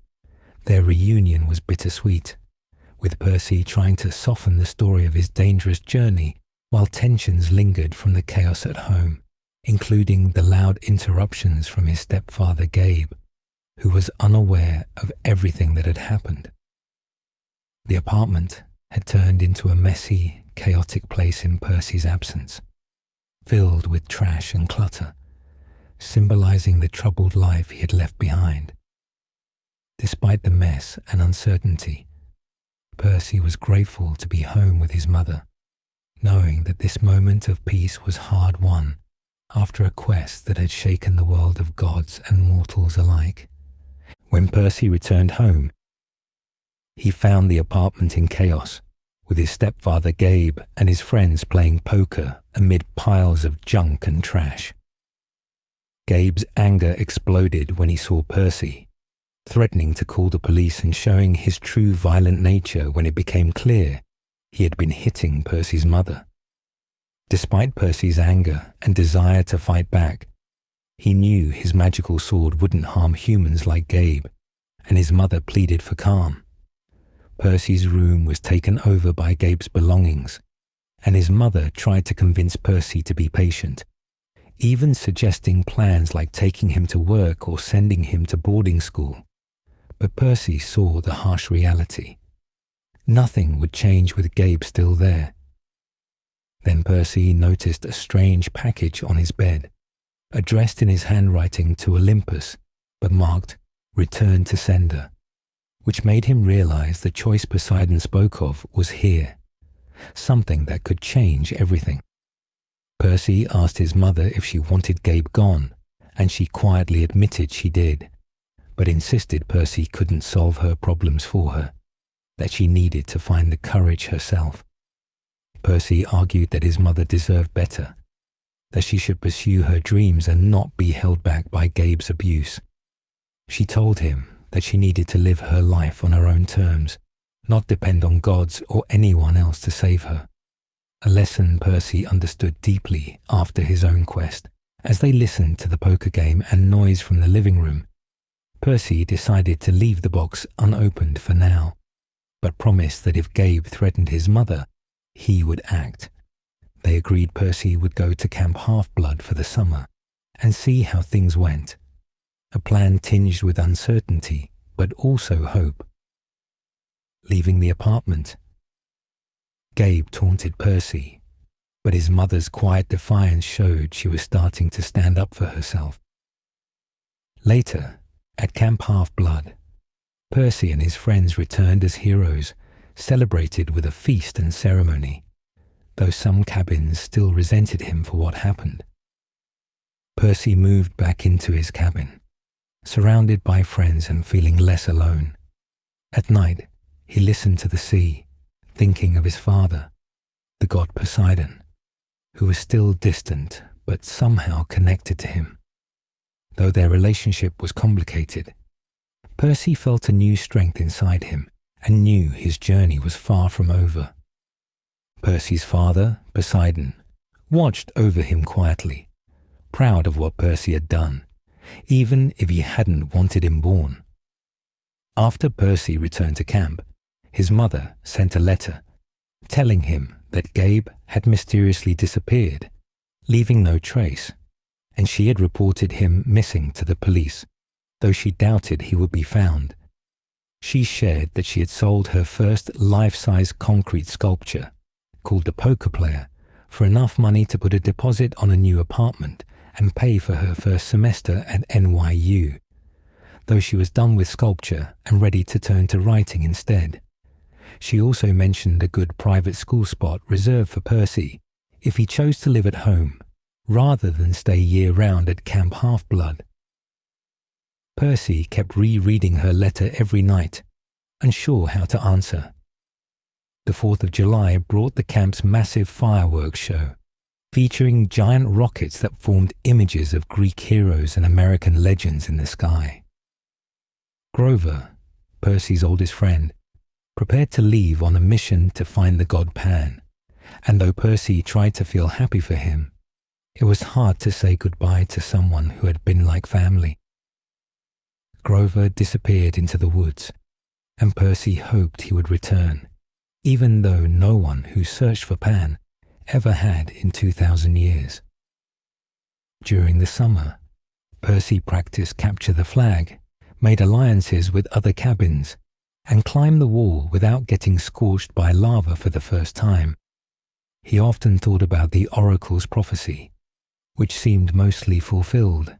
He had gone west, faced the god who had turned Ares, found what was stolen, and seen it safely returned. But the line about being betrayed by a friend still haunted him, and he felt uneasy about failing to save what mattered most, his mother, though he had allowed her to save herself. The final night of summer ended with a camp-wide feast and a ceremony awarding Percy a leather necklace with a bead symbolizing his first summer, an heroic quest into the underworld. The camp cheered, even cabins that resented him, and Annabeth stood beside him to share the moment. Though Percy felt joy and belonging, he knew most campers would leave the next day. The following morning, Percy found a humorous but official letter from Dionysus, reminding him to decide whether to stay at camp year-round or be considered gone. The deadline loomed, and Percy struggled to decide. Staying at camp meant more hero training, but living at home with his mother, now free from Gabe, offered a chance at normal life. He worried about the dangers lurking in the real world without Chiron or friends to protect him, and wondered if they could survive a whole school year. Trying to clear his mind, Percy went to the sword-fighting arena, where he found Luke training alone with a steel sword, cutting through battle dummies effortlessly. The camp was mostly empty, as everyone prepared to leave. But Percy's thoughts were heavy with the choice ahead: the safety and training of camp, or the uncertain, dangerous life at home with his mother, who was beginning a new chapter free from abuse and full of hope for the future. Luke's intense training session at the camp caught Percy's full attention as he watched Luke slash through battle dummies with a fierce skill that turned straw and armor into a pile of wreckage. Luke's sword, called Backbiter, was unusual. One edge made of celestial bronze, the other of tempered steel, capable of harming mortals and gods alike, a rare weapon unlike anything Percy had seen. Luke invited Percy to join him for one last fight in the woods, offering real cans of Coke, something impossible to get at camp, and despite hesitation, Percy agreed. As they sat by the creek, Luke admitted he missed the excitement of quests, even though they were dangerous. But beneath his charm, Percy noticed a shadow in Luke's eyes, a tiredness and anger far beyond his youthful appearance. Luke revealed his deep resentment about living at camp year-round, training endlessly without a normal life, only to be sent on a quest and then cast aside as if his usefulness was over. His bitterness grew, and soon it became clear his friendly act was a lie. Luke snapped his fingers, summoning a deadly black scorpion that crawled onto Percy, threatening his life, revealing Luke's true betrayal. Luke confessed that the darkness growing stronger, the rise of monsters, and the pointless heroics all led him to believe the gods were corrupt and deserved to be overthrown. He declared himself a servant of Kronos, the Titan Lord, aiming to destroy the gods and remake the world. Percy struggled to believe his once friend was behind this, but Luke insisted Kronos had shown him the gods' failures and wasted his talents. Luke explained how his past quest, stealing a golden apple, felt meaningless compared to the greater destruction Kronos promised. Luke admitted he stole Zeus's Master Bolt and Hades' Helm of Darkness with ease, but was caught by Ares before delivering them to Kronos. To save himself, Luke planted the idea of a divine war in Ares' mind, setting the gods against each other while Kronos' power grew. He described how Kronos punished him with nightmares and how he had to ensure Percy would be the second hero to complete the task, tricked into taking the powerful items down to Tartarus, the dark prison of the Titans. Luke revealed they had staged events to convince Chiron and others that Percy was in danger, forcing him into his quest and driving the story forward. The chilling truth of Luke's betrayal settled in Percy's mind, matching the oracle's warning that he would be betrayed by one who called him a friend. This moment marked a turning point as Percy realized the enemy was not just outside, but within, and the coming battle would test everything he knew about loyalty, power, and the fate of Olympus. Percy recalled how the flying shoes Luke mentioned were cursed to drag him and the backpack into Tartarus, but because Percy had given them to Grover, the plan was foiled. Grover's clumsiness even messed up the curse itself. Luke stood watching as the scorpion crawled on Percy's thigh, saying Percy should have died in Tartarus, but now he'd leave the deadly creature to finish the job. Percy reminded Luke of Thalia's sacrifice to save him, but Luke angrily rejected any mention of her, blaming the gods for letting her die and saying they would pay for their failures. Luke accused Percy of being used by the gods, just as he was used, and warned that Kronos was rising again to overthrow Olympus and humanity, leaving only the strongest who serve him. Percy challenged Luke to fight directly instead of sending a scorpion, but Luke refused, saying his lord had many quests awaiting him. With a final slash of his sword, Luke vanished in darkness and the scorpion attacked. Percy cut the scorpion in half, but was stung in the process. The venom burned and fogged his vision, and despite his desperate attempt to heal by dipping his hand in the creek, the poison was too strong. Staggering back toward camp, Percy was helped by nymphs just before losing consciousness. He awoke in the camp's sick room, sipping nectar that tasted like liquid chocolate chip cookies, his hand bandaged and pain lingering. Annabeth sat by his side, relieved to see him awake, and Chiron was there in his human form, looking tired but kind. Percy told them what had happened. Annabeth was shocked and angry about Luke's betrayal, while Chiron promised to report it to Olympus, but warned Percy to be careful. Percy wanted to chase Luke immediately, but Chiron told him he wasn't ready and reminded him that the gods declared the Kronos problem closed. Percy argued, but Chiron insisted patience and training were necessary because Kronos wanted Percy to unravel through fear and anger. Chiron said Percy must choose whether to stay at camp year-round or return to the mortal world for school, leaving the decision to him, but clearly hoping he would stay, despite wanting to ask more questions. Percy understood Chiron couldn't say more and promised to return soon. Annabeth, who seemed thoughtful and quiet, helped Percy out of bed when he insisted on going outside. Though weak and nauseous, Percy managed to the porch, where the camp lay quiet and empty in the dusk. Annabeth revealed she was going home to her father for the school year after writing him a letter and getting a hopeful reply, showing courage in trying to rebuild her family. Percy admitted uncertainty about his own choice, but worried about leaving Annabeth alone at camp, with only Clarice for company. The moment was filled with uncertainty and responsibility as Percy and Annabeth faced the coming year, each with difficult decisions about where they belonged, while the shadow of Luke's betrayal and Kronos' return loomed over them all.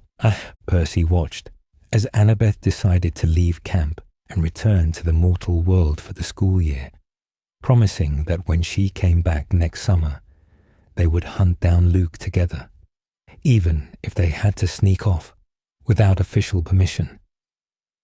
They shook on the plan, knowing it was a risk, but one worth taking. Annabeth said goodbye, touching Talia's pine tree one last time, before stepping over the hill into her family's waiting arms and back into the mortal world. As Percy stood alone, looking out over Long Island Sound, he felt the weight of solitude more than ever before. He thought about his father Poseidon's words, that the sea does not like to be restrained, and wondered if Poseidon would approve of his decision. He promised his father he would survive until next summer, that he would be back, and then asked Argus to take him to his cabin so he could pack for home. The choice to leave camp and face the mortal world was both daunting and necessary, marking a turning point where Percy accepted the challenges ahead, knowing he carried his father's strength with him, even as the threats from Luke and the growing darkness loomed in the background.